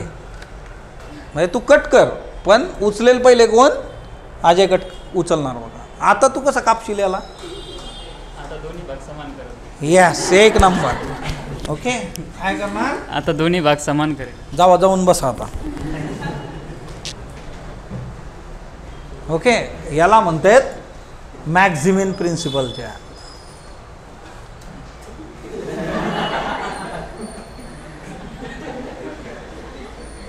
क्लिअर, यालाच कापायचा आणि यालाच खायचा. तर हा काय करणार, मोठा थोडंसंच ठेवल ते कापण्याजोगतं, बाकी सगळं ते त्याच्याकडे घेऊन गेलं. जेव्हा याला सांगितलं की असा काप की पहिला हिस्सा हा उचलणार आहे, तो काय करतो, इक्वली कट करतो. यालाच म्हणतात मॅक्झिमिन प्रिन्सिपलच्या. ओके, मॅक्झिमिन प्रिन्सिपलमुळे काय होतं, एक डिस्ट्रीब्यूट करणार आणि दुसरा चूज करणार बघा. हिच्यामुळे काय होतं, इक्वल डिस्ट्रीब्युशन होतं, बरोबर. जमिनीचे वाद होतात ना घरी, लहान मुलगा पहिले घेणार, हां असं होतं बघा आपल्याकडं. कारण मॅक्झिमिन प्रिन्सिपल वापरलाच जात नाही तिथं, की हां तू डिस्ट्रीब्यूट कर. आपल्याकडे प्रॉब्लेम असा असतो की ज्याच्या हातात ते अधिकार असतात तोच डिस्ट्रीब्यूट करतो, तोच हिस्सा घेतो, दुसऱ्याला दुसराच काहीतरी देतो. आणि मग तिच्यातून एक साऊथ इंडियन मूवीची स्टोरी जन्माला येतो.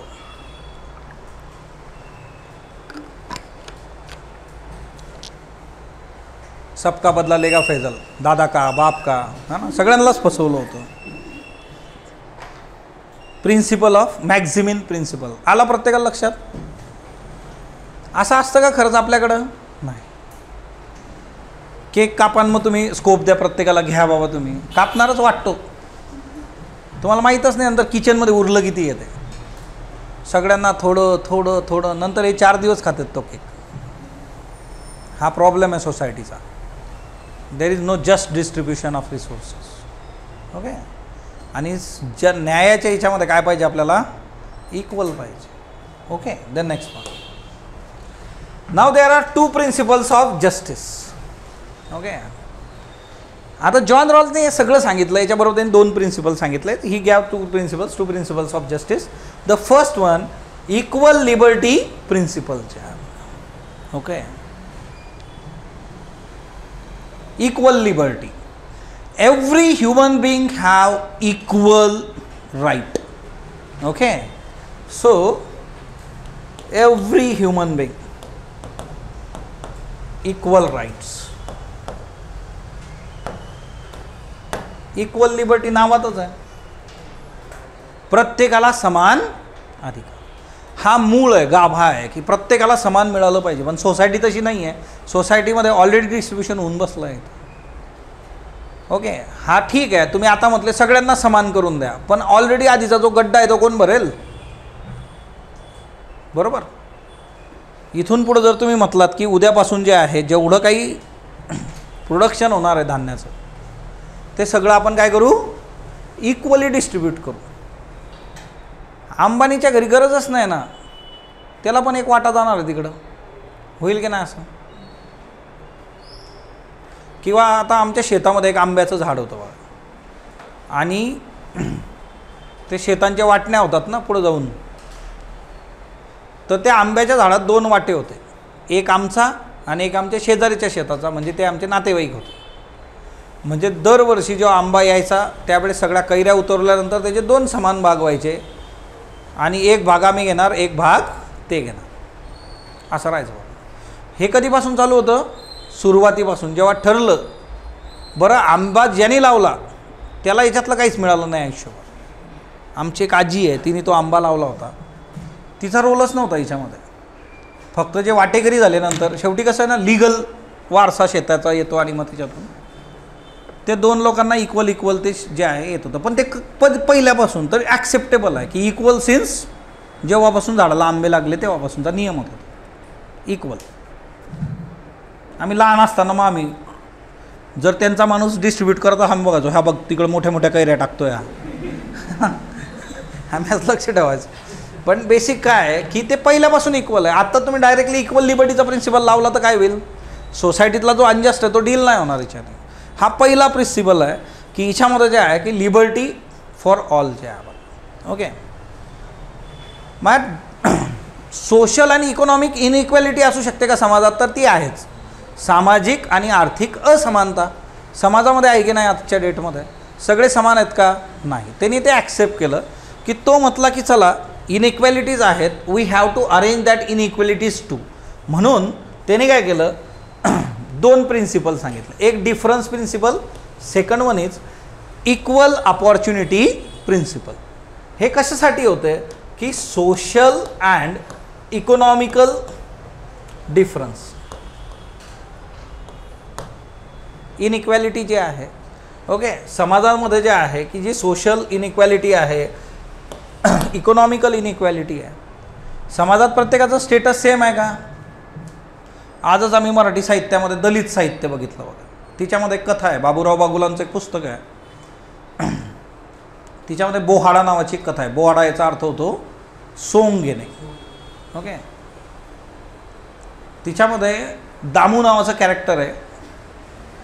दामू म्हणतो की बाबा मला दामूला तुमच्या गावाच्या महाराला नरसिंहाचं सोंग पाहिजे. जात व्यवस्था जी आहे, आणि अख्खं गाव काय म्हणतं, हे शक्य नाही. जाती व्यवस्था जी आहे, सोशल स्टेटस, ब्राह्मण, क्षत्रिय, वैश्य, शूद्र, ओपन, OBC, SC, ST आणि मग तिच्यात अजून XYZ तुम्हाला सबकास्ट मिळू शकतो. Social inequality as well as economical inequality. Economical inequality in case of distribution of resources. काही समाजातले मुठभर लोक आहे की त्यांच्याकडे खूप जास्त रिसोर्सेस आहेत, बाकीच्यांकडे नाही आहेत. मग आता हा जो सोशल आणि इकॉनॉमिकल इनइक्वॅलिटीचा पार्ट आहे, त्याच्याकरता ह्या 2 गोष्टी आहेत. इक्वल अपॉर्च्युनिटी प्रिन्सिपल, हिच्यामध्ये पण कुणाला प्रेफर केलं जातं? याला पहिले प्रेफर केलं जातं बघा, इक्वल अपॉर्च्युनिटी. प्रत्येकाला अपॉर्च्युनिटी मिळाली पाहिजे. Okay, fair equality of opportunity each and every one. आता बघा for example in case of colonial era, Britisher जेव्हा भारतामध्ये होते त्या ब्रिटिशर्सनी जे आहे ICS एक्झाम व्हायची बघा. ओके, इंडियन सिव्हिल सर्व्हिस जे आहे, भारतीयांना समान संधी दिली होती का याच्यात? सुरुवातीला नव्हती दिली. नंतर मग आपण मागणी करत गेलो, नंतर त्यांनी दिली. पण परीक्षेचं सेंटर कुठं ठेवलं? लंडन. आपल्याकडचं वातावरण, तिथलं वातावरण, एवढी थंडी, बर्फ, आणि तिच्यात पेपर लिहायचा आपल्याला, जाऊन सेंटर तिकडं लंडनला. तुम्ही गेला असता का UPSC परीक्षा लंडनला? आता आपली UPSC तर एवढी लिबरल आहे की ते मुंबईवरूनच पुण्याला देऊन टाकलं सेंटर. त्यांनी बघितलं डेक्कन क्वीनमध्ये एवढी गर्दी होते बाबा, सगळे पुन्हा मुंबईत येतं आहे प्रिलिम्स द्यायला. ते म्हणलं पुन्हा सेंटर घेऊन टाक. पुण्यात प्रिलिम्सचं सेंटर आलं. MPSCचा तर काही विषयच नाही बघा, गल्ली तिथं सेंटर आहे आजच्या डेटमध्ये. ओके, तर ही इक्वल अपॉर्च्युनिटी होती का? नाही. You have to go for examination under unequal circumstances. कारण तिथल्या लोकांना ते क्रिकेट खेळताना बघायचं, तिकडची जनता येते दिवसभर घामपूसच असते ग्राउंडवर, पाणी पी घामपूस, पाणी पी घामपूस, ऊन तापायला लागल्यावर सहन नाही होत ना त्यांना. आणि इकडून जाणार बघा तिकडं जा, तेव्हा तर असं पण नव्हतं, आता तरी विमानं बऱ्याच गोष्टी आल्यात. तिकडं जायचं, मग तेवढे पैसे होते का? कितीतरी लोकांची संधी तर अशीच हुकली. मग इक्वल अपॉर्च्युनिटी तुम्ही जे आहे देणं अपेक्षित आहे तिथं. ओके, सो हा एक बेसिक आहे. आणि what is difference principle? Difference principle means maximum benefit to the weaker section. आपण हे ॲक्सेप्ट करू सोशल इकॉनॉमिकल ऑर्डर जी आहे ती, पण हिच्यामध्ये काय झालं पाहिजे? Maximum benefit should be maximum benefit should go for weaker section जे आहे. Okay, compassion towards weaker section is a basic quality for civil servant. So maximum जे आहे वीकर सेक्शनला हे गेलं पाहिजे. Difference principle and equal opportunity principle असे दोन आहेत. आता बघा इथं 3 प्रिन्सिपल्स आले. कुठले कुठले? First one was equal liberty principles. Then in case of social economical inequality there are 2 principles. One is difference principle and second one is equal opportunity principle. सर्वांना समान संधी हे जे आहे डिफरन्स प्रिन्सिपल, तफावतीचा सिद्धांत किंवा तफावतीचं तत्व. आता या केसमध्ये काय असतं की याची जी लेक्सिकल ऑर्डर आहे तर सगळ्यात पहिले काय येणार? पहिलं बघा liberty, equal liberty to all. Preference John रॉल्सने दिला सगळ्यात पहिला कशाला? Equal liberty principles. दुसरा प्रेफरन्स दिला इक्वल अपॉर्च्युनिटी प्रिन्सिपल्स म्हणजे 2B. And the third one is 2A. म्हणजे पॉलिसी बनवताना जे आहे simply first one will be the liberty principle, equal liberty. Second one will be the equal opportunity and the last one is difference principle. Inequality, असमानता, सामाजिक आणि आर्थिक असमानता. तुम्ही असं तर करू शकत नाही ना. तो का मुद्दा लक्षात घेतला? इक्वल लिबर्टी फॉर ऑल, सर्वांना सगळे सारखे राईट्स, हे डील होऊ शकतं, ॲक्सेप्टेबल आहे, कुणीही नकार देणार नाही याच्यासाठी. पण आज जी लोक ऑलरेडी 4 पावलं पुढं गेलेली आहेत, जी मागे राहिली त्यांचं काय? तर त्यांचा विचार इथं आहे बघा. Social and economical inequality and for that purpose he gave 2 principles, equal opportunity and difference principles. Equal opportunity will preferred over difference principle. याला पहिला प्रेफरन्स देणार याच्या पण आधी जे आहे सर्वांना आधी संधी द्या तुम्ही, असा याच्यामध्ये बेसिक कन्सर्न आहे बघा. Then next one. ओके, काय काय काय समजलं नाही ते सांगा मला. हां, हे का ते आधीचं? हां, सगळ्यात महत्त्वाचं बघा, आतापर्यंत काय बघत होतो आपण ते कळालं का? आपल्याला लोकांना डिस्ट्रीब्युशन करायचं, कशाचं? संसाधनांचं डिस्ट्रीब्युशन. बरोबर. आता संसाधनांचं डिस्ट्रीब्युशन करण्यासाठी आपल्याला काय पाहिजे? एक तत्व पाहिजे किंवा एखादं धोरण पाहिजे की कोणाला किती संसाधनं आपण देणार आहोत. मग याच्यासाठी सगळ्या गोष्टी झाल्या तिथं. पॉलिसी बनवायची कुणी? मग तुम्ही श्रीमंताला सांगितलं तर श्रीमंत त्याच्या पद्धतीने बनवणार, गरीबाला सांगितलं गरीब त्याच्या पद्धतीने, महिलांच्या पद्धतीने, पुरुष. म्हणजे ते काय असू शकतं? बायस्ड असू शकतं. ते स्वतःचा हिस्सा जास्तीचा उचलून घेतील. असं पाहिजे का आपल्याला? नाही. आपल्याला असं धोरण पाहिजे संसाधनांच्या रिडिस्ट्रीब्युशनसाठी की जिथं सर्वांचा इक्वल फुटेजला विचार केला जाईल. असं ते गणित आहे. कुणीही स्वतःकडे ते खेचून घेता कामा नाही. मग ही सगळी चर्चा झाली. मग तिने अज्ञानतेचा पडदा सांगितला नाही, वेल ऑफ इग्नोरन्स, की तुमचं सोशल स्टेटस. का लोक असं करतात? बिकॉज दे नोज त्यांचं सोशल स्टेटस काय आहे, त्यांच्यामध्ये स्ट्रेंथ काय आहे. बरोबर. आता मी मास्टर आहे, मी शिकवतो आहे, मी काय करणार? पॉलिसी बनवायची झाली तर एज्युकेशन फील्डला जास्त स्कोप देईल मी. हां, अजून काहीतरी गव्हर्नमेंटचा मोठा चंक जो आहे पैशाचा माझ्याकडे खेचून घेऊ शकतो मी. बरोबर. असं होऊ शकतं का? होऊ शकतं. असं होऊ नये याच्याकरता व्हेल ऑफ इग्नोरन्स आहे. व्हेल ऑफ इग्नोरन्समध्ये काय आहे की तुमची जी ओव्हरऑल थॉट प्रोसेस आहे ती तुमच्या सोशल स्टेटसमुळं, तुमच्या वंशामुळं, रेस किंवा तुमचं स्किल याच्यामुळं असते. ते सगळं पुसून टाकायचं. हे हायपोथेटिकल आहे, असं होणार नाही. पुढचे 5000 वर्ष असं होत नसतं. ओके, असं होणार नाही.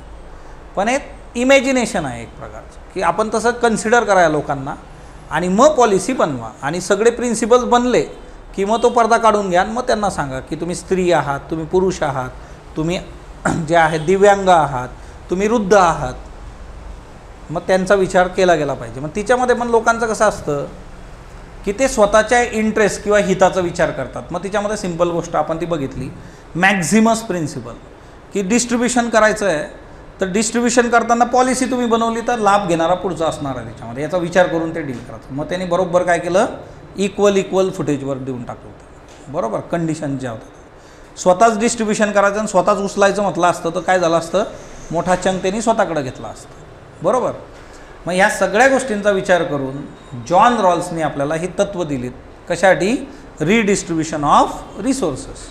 मग तिच्यामध्ये पहिलं तत्त्व काय आहे, लिबर्टी प्रिन्सिपल, सर्वांना समान संधी, सर्वांना समान स्वातंत्र्य देणं, त्यांना जे आहे राईट्स देणं असं.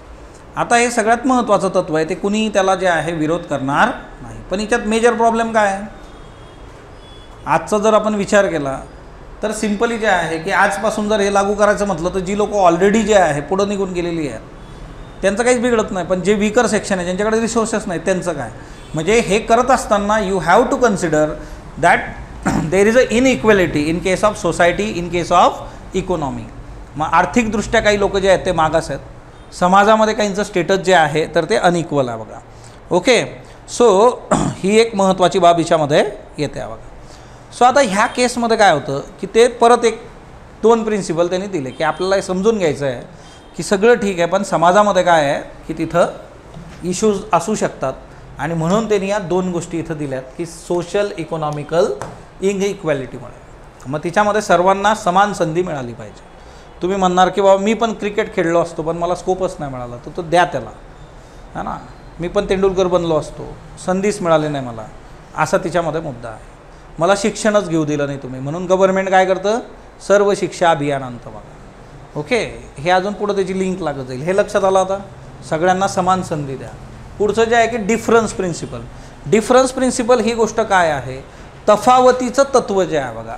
तर तफावतीचं तत्त्व सांगतं की आपण जे काही डिस्ट्रीब्युशन करू तर त्याचा जास्तीत जास्त फायदा कोणाला झाला पाहिजे, वीकर सेक्शनला, की ज्यांच्यापर्यंत रिसोर्सेस पोहोचलेले नाही आहेत त्यांच्यापर्यंत ते गेलं पाहिजे. क्लिअर आहे का. ओके, हां. फिलॉसॉफी तशीच असते ना. मग ही फिलॉसॉफी इमॅजिनेशन कधी होऊ शकतं असं. माणसं कशी आहेत, ती सेल्फिश आहेत. माणूस हा प्राणी कसा आहे, सेल्फिश आहे, तो इतका विचार करणारच नाही. हे कधी होऊ शकतं हे त्याला पण माहिती आहे, म्हणून तर त्यांनी हे प्रिन्सिपल दिलं ना समोर. बरोबर, असं होईल का, नाही. बरोबर, त्याने सांगितलं की कधी न्याय मिळू शकतो तुम्हाला, equal distribution of resources or just, की न्याय्य वितरण कधी होऊ शकतं, जर असं केलं तर होऊ शकतं. त्याला माहिती आहे असं होणार आहे का, नाही. मग हे प्रिन्सिपल दिले की तुम्हाला की तुम्ही असं काम करा. ओके, आता क्लिअर आहे का बघा जी लोक ऑनलाईन आहेत त्यांना.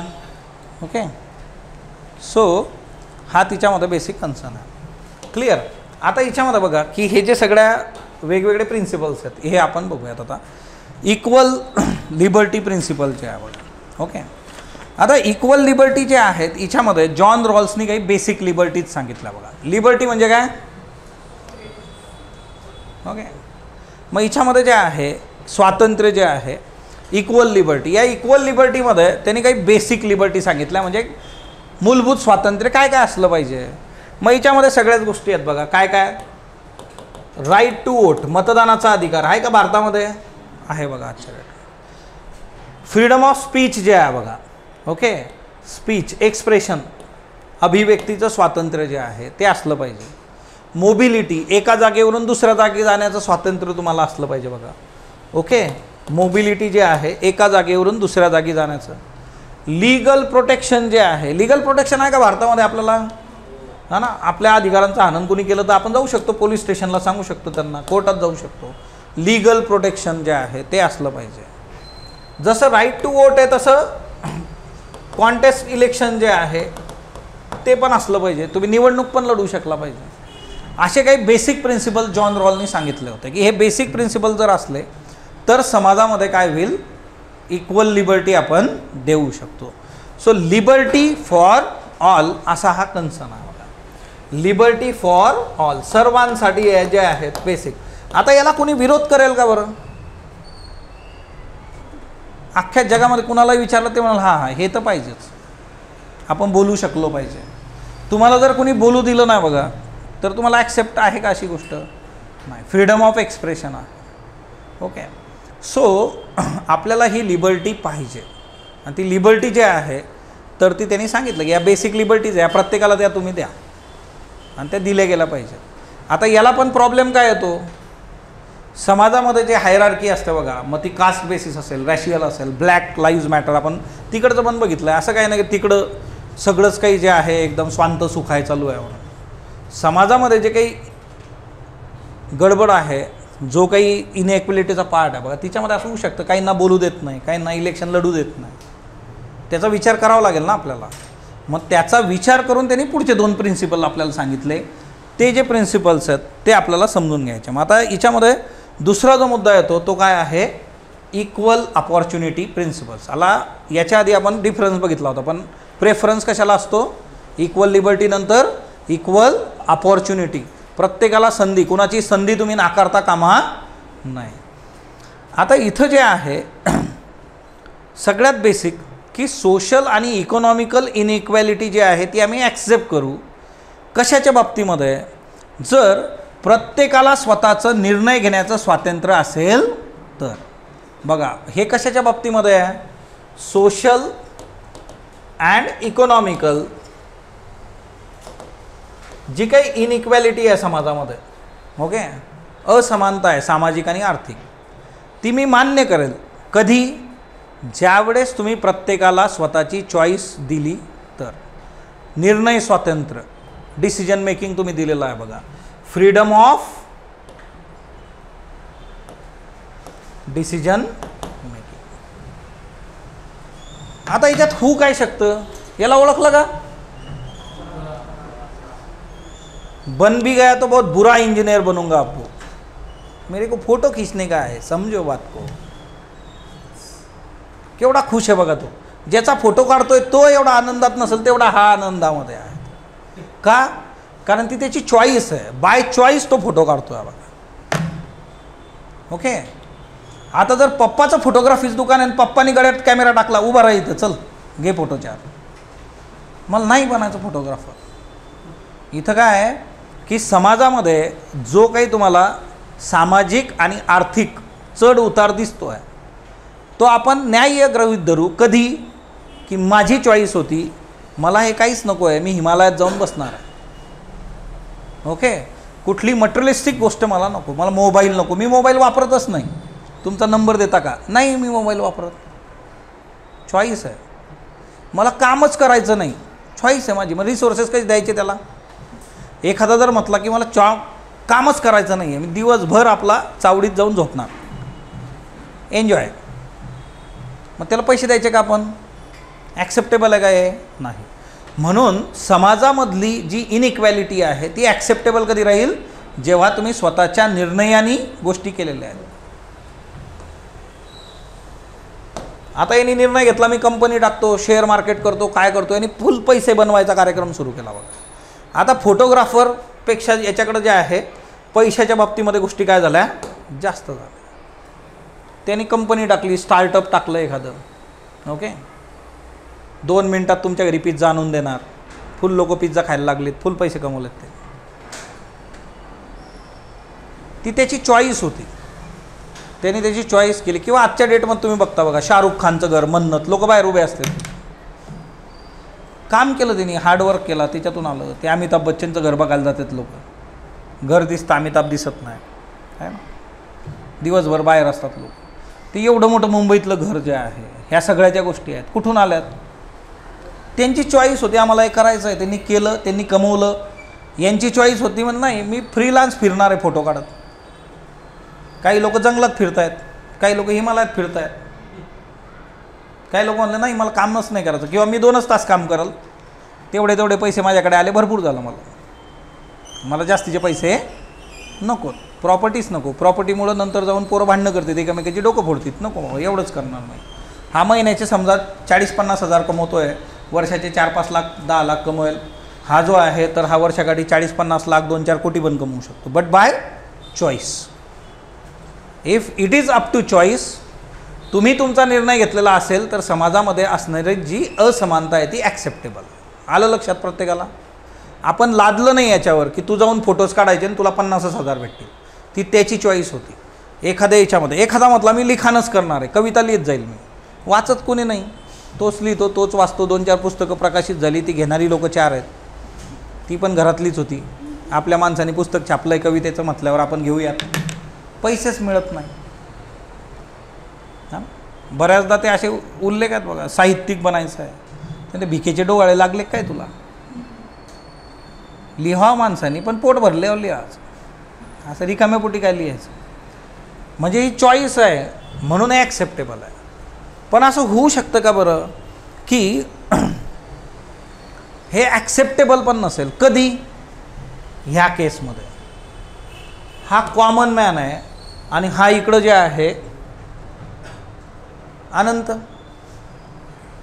आमचे लग्न हां कधीच चालू आहे बघा. का चालू आहे एवढं सगळं? आजोबांनी पप्पाला दिलं, पप्पानी अनंतला दिलं.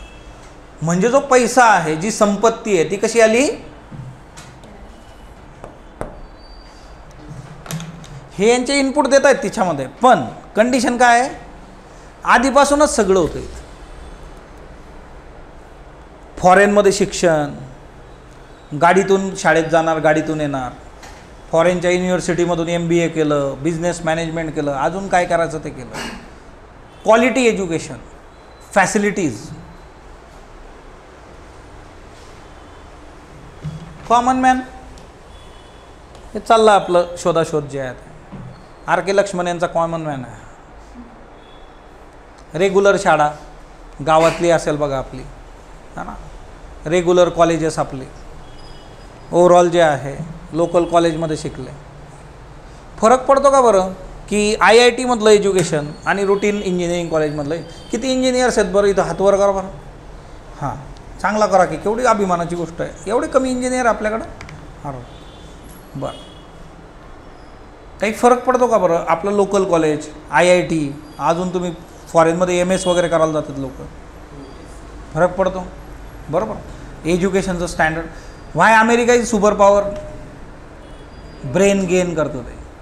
ओके, तिथल्या एज्युकेशनल इन्स्टिट्यूट चांगलं आहे, त्याच्यामुळे लोक काय करतात? तीच शिकायला जातात. ओके, म्हणजे एक डिफरन्स आहे. याचा अर्थ काय होतो? किंवा लँग्वेजचे इश्यू येतात बघा, हां ना, इंग्रजी, नंबर ऑफ गोष्टी आहेत. मग आता ही जी केस आहे, ह्या केसमध्ये आपण सामाजिक स्तरावरची जी इनइक्वॅलिटी आहे आणि इकॉनॉमिकल इनइक्वॅलिटी, ती ॲक्सेप्ट करू का? नाही. कधी ॲक्सेप्ट करू शकतो? जर तुमचा स्वतःचा निर्णय असेल तर. यांनी फक्त पैसे विचार केला की मला पॅकेज पाहिजे, हा ना. आपला 3 इडियट म्हणला तो दुसरा होता ना, काय नाव त्याचं? चतुर रामलिंगम. तो दाखवतो ना त्याला, माझं घर बघ, हा ना, मेरी बीबी को नहीं मेरी कार को देखो, दाखवतो ना तो तिथं. मॅपलवूड फ्लोरिंग, बंगला कसा आहे दाखवतो की तो. त्याचं गणित क्लिअर आहे. IC में पढ़ो, बड़ा पैकेज लो, एन्जॉय. ते चॉईस होती ती, है ना. 5 साल बाद, कितने साल बाद था फिर से मिलेंगे? किती? 10 साल बाद. बरं, है ना, लय वर्ष झाले पिक्चर पाहून आता. असं पण ते MCQला विचारत नाही म्हणून जास्त काय लक्षात ठेवण्यासारखं नाही. त्याचं क्लिअर होतं की मला फक्त कमर्शियल हिच्यातून डील करत जायचं आहे. यांची गणितं वेगळी होती, है ना. तू तिकडं रणछोडदास आपला, है ना, छानछड, विमान उडव, ड्रोन उडव, है ना, चक्की, आटा पीस, हे ते इनोव्हेशन. चॉईस होती ना त्याची. त्याच्या डिग्रीने काही फरक पडला का त्या कॅरेक्टरला? नाही. डिग्री तू घेऊन टाक, मला काही गरज नाही. ओके, म्हणजे काय ना की इन दॅट केस चॉईस आहे. जर तुम्ही चॉईस घेऊन गरीब राहत असाल, इकॉनॉमिकली कमी पैसे कमवत असाल, तर मग ते ॲक्सेप्टेबल आहे, त्याच्यात काही वाद नाही. पण परिस्थितीनेच तुम्हाला ती व्यवस्था तुमच्यावर लादलेली आहे की तुम्हाला शाळेत जाता येत नाही आहे, घरी काम करायचं आहे, तुमची खूप इच्छा आहे, तुम्ही खूप हुशार आहात. असे कितीतरी कॅन्डिडेट्स असतात की नाही, की जे खूप हुशार आहे पण परिस्थिती अलाव करत नाही, है ना. ऐसा होता है ना सिस्टम में. आप बहुत होशियार हो, सब है, सिचुएशन वैसी नहीं है, ना पैसा है, कोई सपोर्ट नहीं कर रहा है ना. आता कसं असतं की ते मेंटली म्हणजे कधी कधी आजकाल बघा काही काहींच्या मागं सगळे असते घरचे. प्रिलिम्सला निघाल्यावर एक जण बाटली धरतं, एक जण हॉल तिकीट धरतं, गाडी, हवा, है ना, एकदम सगळं असतं बघा. काही काहींचं बिचारे ते आपलं स्वतःचा जुगाड, स्वतः कुठं राहायचं काही व्यवस्था नाही आहे, काय नाही, ते जुगाड करतं. फरक पडतो ना. मग जर असं असेल की एखाद्याला खूप रिसोर्सेस मिळतात लहानपणापासून आणि मग सोशल इनइक्वॅलिटी आहे, इकॉनॉमिकल इनइक्वॅलिटी, तर ते ॲक्सेप्ट करू का आपण? इक्वल फुटेजवर डील केलं आहे काय लोकांनी? नाही केलेलं. ॲक्सेप्टेबल नाही आहे. तुमचं लाईफ आणि अनंत अंबानीचं लाईफ ॲक्सेप्टेबल आहे का?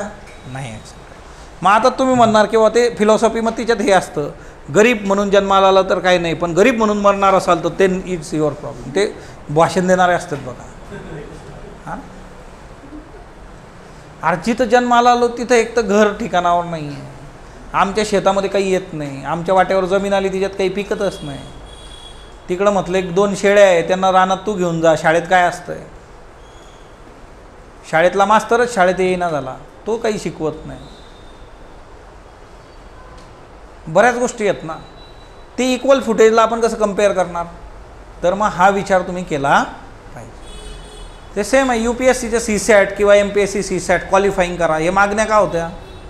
रुरल बॅकग्राऊंडच्या स्टुडंटचा तो कन्सर्न होता ना की बाबा आमचं इंग्लिश किंवा या गोष्टी. मी अशा एका कॅन्डिडेटला भेटलो होतो खूप आधीच्या काळात की त्यांनी 190+ मार्क्स CSATमध्ये घेतले होते. UPSC 190+ out of 200. मग त्या लेवलचा IQ किंवा त्या लेवलचं क्वालिटी ऑफ एज्युकेशन ते प्रत्येकाला मिळालेलं आहे का? तिच्यात एक असेल की ते एक अजून हुशार असू शकतं, त्याचं इनबिल्ट असू शकतं. ती एक कंडिशन याच्यामध्ये आपल्याला बघावी लागतं.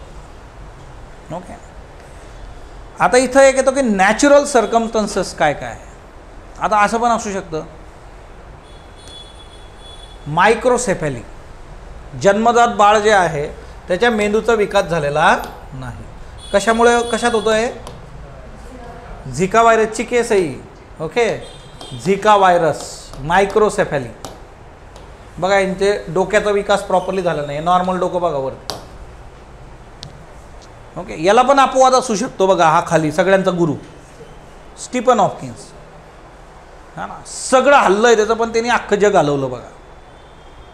स्टीफन हॉकिन्स, त्याचा मेंदू जो आहे तो अजून पुढच्या लेवलचा होता. अपवाद असू शकतात, हे काय अपवाद आहेत. पण जर नॅचरली एखादी व्यक्ती जी आहे ती दिव्यांग आहे, जसं फॉर एक्झाम्पल व्हीलचेअरवर आहे बघा कॅन्डिडेट, है ना, प्रत्येकाचा जो IQ आहे, त्याचा ॲटिट्यूड आहे, ॲप्टिट्यूड आहे, हा वेगवेगळा असतो बघा. अल्बर्ट आईन्स्टाईन म्हटला होता की तुम्ही जर म्हटला फिशला तू झाडावर चढ, तर फिश आयुष्यभर विचार केला की मी स्टुपिड आहे, मला झाडावर चढताच येत नाही. तुम्हाला बघावं लागेल ना, फिश बरोबर कॉम्पिटिशन करायची तर कसली केली पाहिजे? पाण्यात पोहण्याची. माकडाला सांगा झाडावर चढ, माकडाला सांगितलं तुम्ही हा ना जा पाण्यात 2 तास वरती येऊ नको, कधीच येणार नाही ते वर. नॅचरल सर्कमस्टन्सेस काय आहेत त्याचा पण विचार इथं झाला पाहिजे. म्हणून आपल्याकडं काय असतं की फॉर एक्झाम्पल दिव्यांग कॅन्डिडेट आहे, ब्लाइंड आहे, मग त्याला आपण काय करतो? हेल्प प्रोव्हाइड करतो. म्हणजे त्याला पेपरसाठी जे आहे व्यक्ती प्रोव्हाइड केली जाते बघा, की चला तुम्ही यांचा पेपर जो आहे तो डील करा, लिहा, मदत करा जे आहे. ओके, सो हा एक बेसिक कन्सर्न याच्यामध्ये आहे, इक्वल अपॉर्च्युनिटीज. आलं प्रत्येकाला लक्षात? काय काय गोष्टी याच्यामध्ये बघा, एकदा रिवाईज करूयात. इक्वल अपॉर्च्युनिटीज काय काय? इक्वल अपॉर्च्युनिटी ज्या आहेत त्या प्रिन्सिपलमध्ये सामाजिक आणि आर्थिक स्तरावर जी असमानता आहे ती असमानता आपण ॲक्सेप्ट करू, न्याय्य मानू. कधी?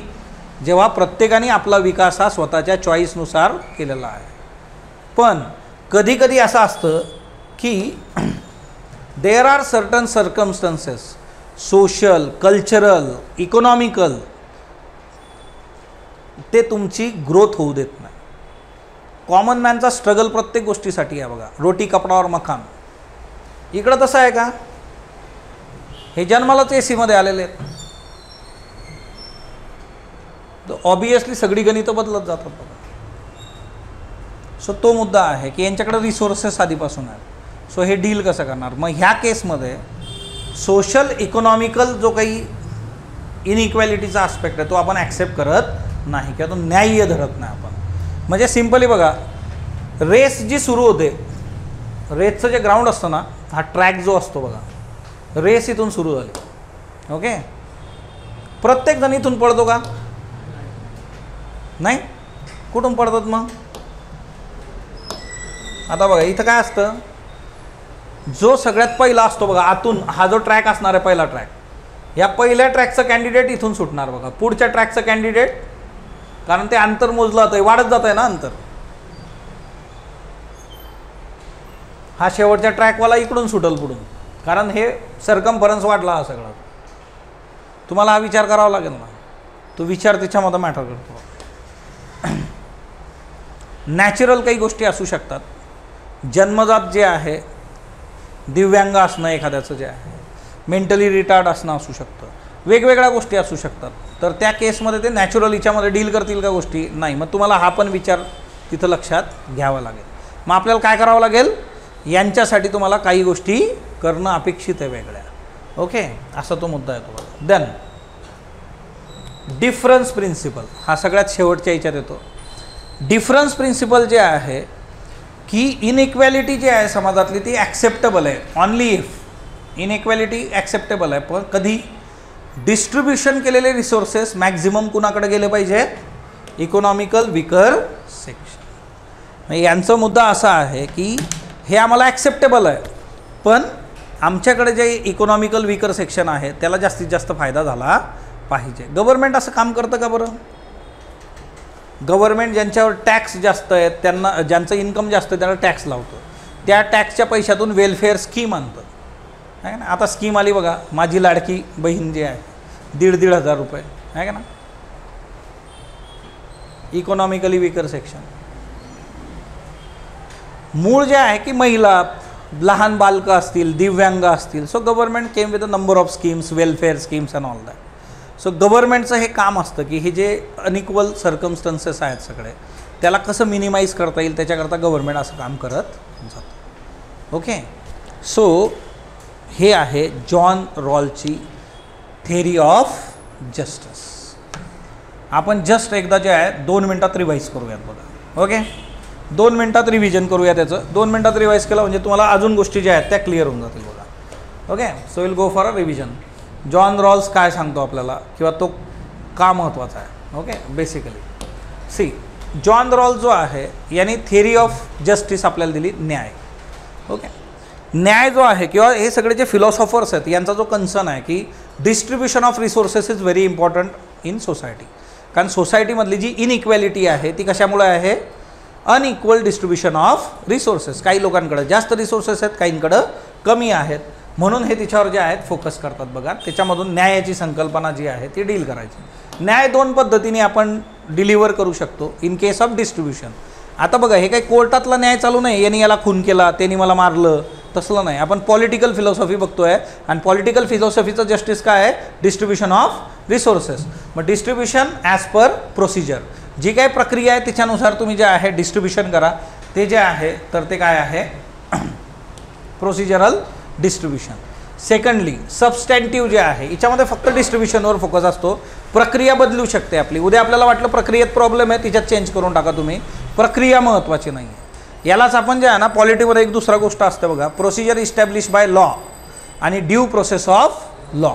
अशा 2 कन्सेप्ट आपण पॉलिटीमध्ये शिकू. प्रोसिजर इस्टॅब्लिश बाय लॉ याच्यासाठी जे आहे बघा, तो हसायला लागला तिकडं का? त्याचं कारण असं आहे ना, म्हणजे बघा एक सिंपल गोष्ट सांगतो. पाऊस पडतोय बाहेर, ओके, यांच्या दाराच्या बाहेर एक झाड लावलं आहे आपण, है ना. कुठलं झाड आहे ते?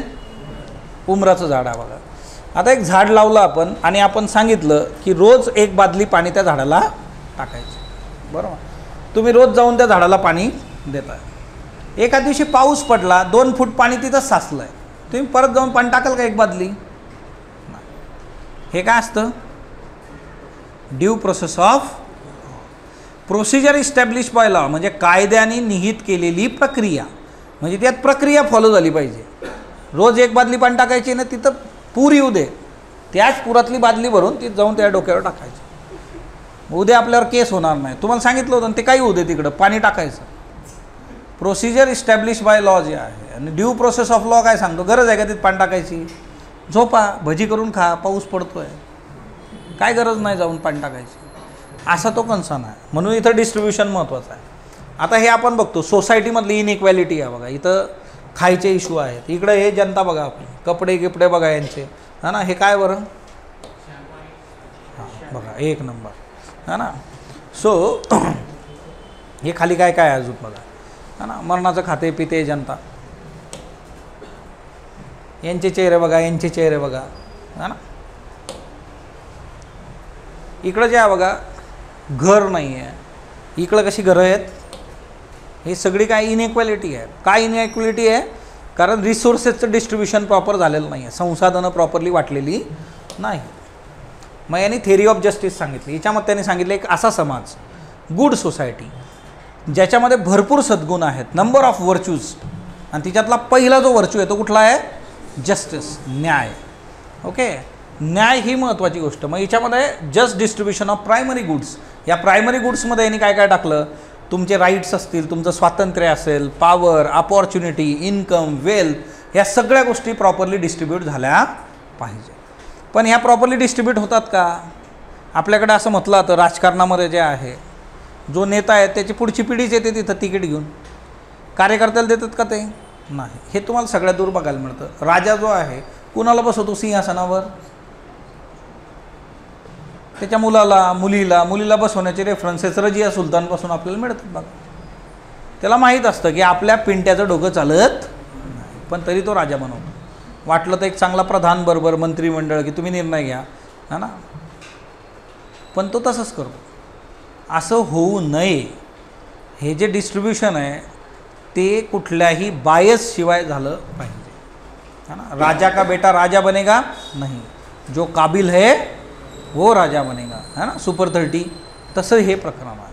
मग याच्याकरता काय करायचं आता, तर याच्याकरता ही कन्सेप्ट आली एक, दॅट इज की आपल्याला ती पॉलिसी बनवायची आहे. पण पॉलिसी बनवणार कोण ना, तुम्ही कुणाला जरी बोलवलं तर तो त्याच्या पद्धतीनेच काम करणार आहे. श्रीमंताला बोलवलं तो त्याच्या पद्धतीने डिस्ट्रीब्यूट करेल, गरीबाला बोलवलं तो त्याचं डिस्ट्रीब्युशन त्याच्या पद्धतीने करेल. महिलेच्या बाजूने जेंडरचा आस्पेक्ट आला, ती तिच्याकडे गोष्टी घेऊ शकते जास्तीच्या.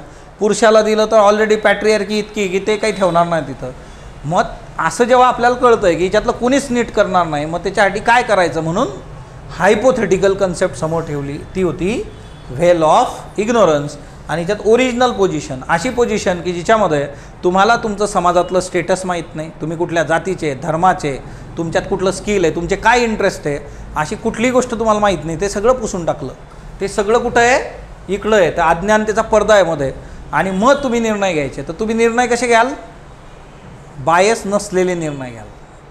तुम्ही स्वतःचा विचार करणार नाही. आणि मग एकदा तुम्ही निर्णय दिला, तुमचे तत्त्व दिलेत की मग हा पडदा काढून टाकायचा. मग तुम्हाला सांगायचं तुम्ही जे आहात तर ते बिझनेसमॅन आहे, तुम्ही अपंग आहात, समजा दिव्यांग आहात, किंवा तिकडं जे आहे ना अजून वेगवेगळे म्हातारे आहात बाबा, तुम्ही वृद्ध आहात, मग त्याच्यानुसार गोष्टी डील करणं. आता हे हायपोथेटिकल आहे, बरोबर, हे त्याला पण माहिती आहे असं डील होत नाही, म्हणून तो पुढे जाऊन आपल्याला बाकीच्या गोष्टी डील करून देतो बघा. ओके, आता ह्या मॅक्झिमम प्रिन्सिपल जो सांगितलेला, मॅक्झिमम प्रिन्सिपल, प्रत्येकजण स्वतःच्या सेल्फ इंटरेस्टला जे आहे फोकस करत जातो. म्हणून डिस्ट्रीब्युशन ऑफ रिसोर्सेसमध्ये ही एक गोष्ट सांगितली की सिम्पली काय करायचं, दोन लोक आहे, एक डिस्ट्रीब्यूट करणार आणि दुसरा तिच्यातला पहिला हिस्सा उचलणार. याच्यात काय होईल, मग इक्वल डिस्ट्रीब्युशन होईल. कारण त्यांनीच डिस्ट्रीब्यूट करायचं आणि त्यांनीच घ्यायचं म्हटल्यावर तो काय करेल, मोठा चंक स्वतःकडे घेऊन घेईल. सो हा मॅक्झिमम प्रिन्सिपल आहे. देन नेक्स्ट वन, त्यांनी दोन प्रिन्सिपल सांगितले. सगळ्यात पहिला होता इक्वल लिबर्टी. इक्वल लिबर्टीमध्ये आपण बघितलं there are number of principles, speech, right to vote, contest election, कुणी त्याला नाही म्हणणार नाही, असे सगळे जे आहेत की एक चांगलं आयुष्य जगण्यासाठी ते सगळं पाहिजे. पण तरीसुद्धा समाजामध्ये आर्थिक आणि सामाजिक असमानता आहे. ती असमानता तुम्हाला समजून घ्यायची आहे. आणि ती असमानता समजून घेताना यांनी दोन प्रिन्सिपल्स दिले, equal opportunity and difference principle. Equal opportunity समजून घेत असताना बघा, हिच्यामध्ये सिम्पली जे आहे, तुमची जर चॉईस असेल, तुम्ही बाय चॉईस एखादी गोष्ट निवडता, तर त्या केसमध्ये आपण समाजातली सामाजिक आणि आर्थिक असमानता ॲक्सेप्ट करू. कारण ते तुम्ही स्वतः ठरवलं आहे. एखादा जर म्हटलं की नाही मला 50,000 20,000 ओके, मला जास्त नको, तर मग ते ॲक्सेप्टेबल आहे. जसं इकडे यांनी ठरवलं की मी फोटो काढणार, है ना, यांनी ठरवलं की मी स्टार्टअप काढतो, लोकांचे शूज घरी जाऊन कलेक्ट करून धुवून देतो, XYZ काय काय केलं आहे, पैसे कमवले बाय चॉईस. ओके, आता समाजातली असमानता कधी ॲक्सेप्ट करणार नाही आपण, जेव्हा अशी सिच्युएशन असेल बघा. कशी सिच्युएशन? एखाद्याचं जन्मजातच सगळं आहे बघा. धीरूबाईनंतर कोण आले? मुकेश अंबानी नंतर अनंत जो आहे, ज्याचं लग्न अनंत काळासाठी चालू आहे. का? पैसे आहेत तिथं. लोक म्हणले कधी संपणार, तुम्ही करा मग. असं होईल का? जॉन रॉल्स म्हटलो असं नाही म्हणायचं. आणि आपण हे ॲक्सेप्ट करू शकत नाही. आता बघा ते मधल्या काळात एक ट्रेंड आला होता बघा. एक महिना असतो कुठला तरी, ते लग्न झाल्यानंतर जावायला तिच्यामध्ये जे आहे दागिना वगैरे करतात. काय असतं ते? 4 महिन्यांनी येतं ते, 4 वर्षांनी. हां, धोंडा. हां बघा एक मिनिट. हां ना. सो बऱ्याच लोकांनी काय केलं होतं रिसेंट एक दीड वर्षाखाली जेव्हा ते झालं होतं, एवढे रील्स टाकले लोकांनी, एवढे रील्स. पार त्यांच्यासाठी फुलाच्या पाकड्या ते येत आहेत, मग त्यांना हे द्या ते द्या, BMW द्या, मर्सिडीज. जावाई बापू तुम्ही डोक्यावर बसा. मग त्याच्यावर एक डिबेट सुरू झाला की जी लोक हे सगळं नाही करू शकत त्यांचा विचार कोण करेल. आता हे सगळं जेव्हा होतं तर प्रत्येक जावायला वाटतं माझं पण आज झालं पाहिजे, मला पण फुलाच्या पाकड्या. अरे तू इतकं वरबडून आणलं आहे, तिथल्या गुलाबाला काटेच उरले, आता फुल येईना झालं आहे. पण तो म्हणतो मला पण पाहिजे. तिच्यात ते लोक दाखवणार है ना, सोन्याचा सदरा दिला जावायला, ते म्हणतो मला अंगठी तर द्या. म्हणजे काय की ज्याच्याकडं रिसोर्सेस नाहीच तो कसं डील करणार ना. मग त्यावेळेस सोशल इनइक्वॅलिटी, इकॉनॉमिकल इनइक्वॅलिटी आपण ॲक्सेप्ट करणार नाही. त्याच्यासाठी आपल्याला काहीतरी करणं गरजेचं आहे बघा. त्याच्यानंतर पुढचा मुद्दा येतो की जर बाय बर्थ काही इश्यू आहेत तर बाय बर्थ इश्यू असले त्याचाही विचार तुम्ही केला पाहिजे. त्यांचा वेगळा विचार करावाच लागेल तुम्हाला. आणि डिफरन्स प्रिन्सिपल हिच्यामध्ये समाजातली जी काही इनइक्वॅलिटी आहे सोशल इकॉनॉमिकल ती ॲक्सेप्टेबल आहे. कधी? ज्यावेळेस तुम्ही जास्तीत जास्त भलं कुणाचं करणार आहे? इकॉनॉमिकल विकर सेक्शनचं. जास्तीत जास्त रिसोर्सेस तुम्ही त्यांना द्याल तर आम्हाला हे मान्य आहे. कारण समाजामध्ये इनइक्वॅलिटी आहे हे मूळ गृहीत धरूनच हा सगळा जो आहे चर्चेचा घाट हा बघा. क्लिअर? सो असा जॉन रॉल्स होता. पुढच्या 15 मिनटामध्ये जे आहे जॉन रॉल्सची जी बेसिक थेरी आहे आता आपण शिकलो आहे ते लिहून काढा बरं. हां ना, एक समरी जी आहे तुम्ही काय शिकलात, तुम्हाला काय अंडरस्टँड होतं आहे तेवढं लिहून काढा. ओके. जी लोक ऑनलाईन आहेत बघा त्यांनी पण जे आहे तो प्रयत्न करणं गरजेचं आहे. ओके चालेल.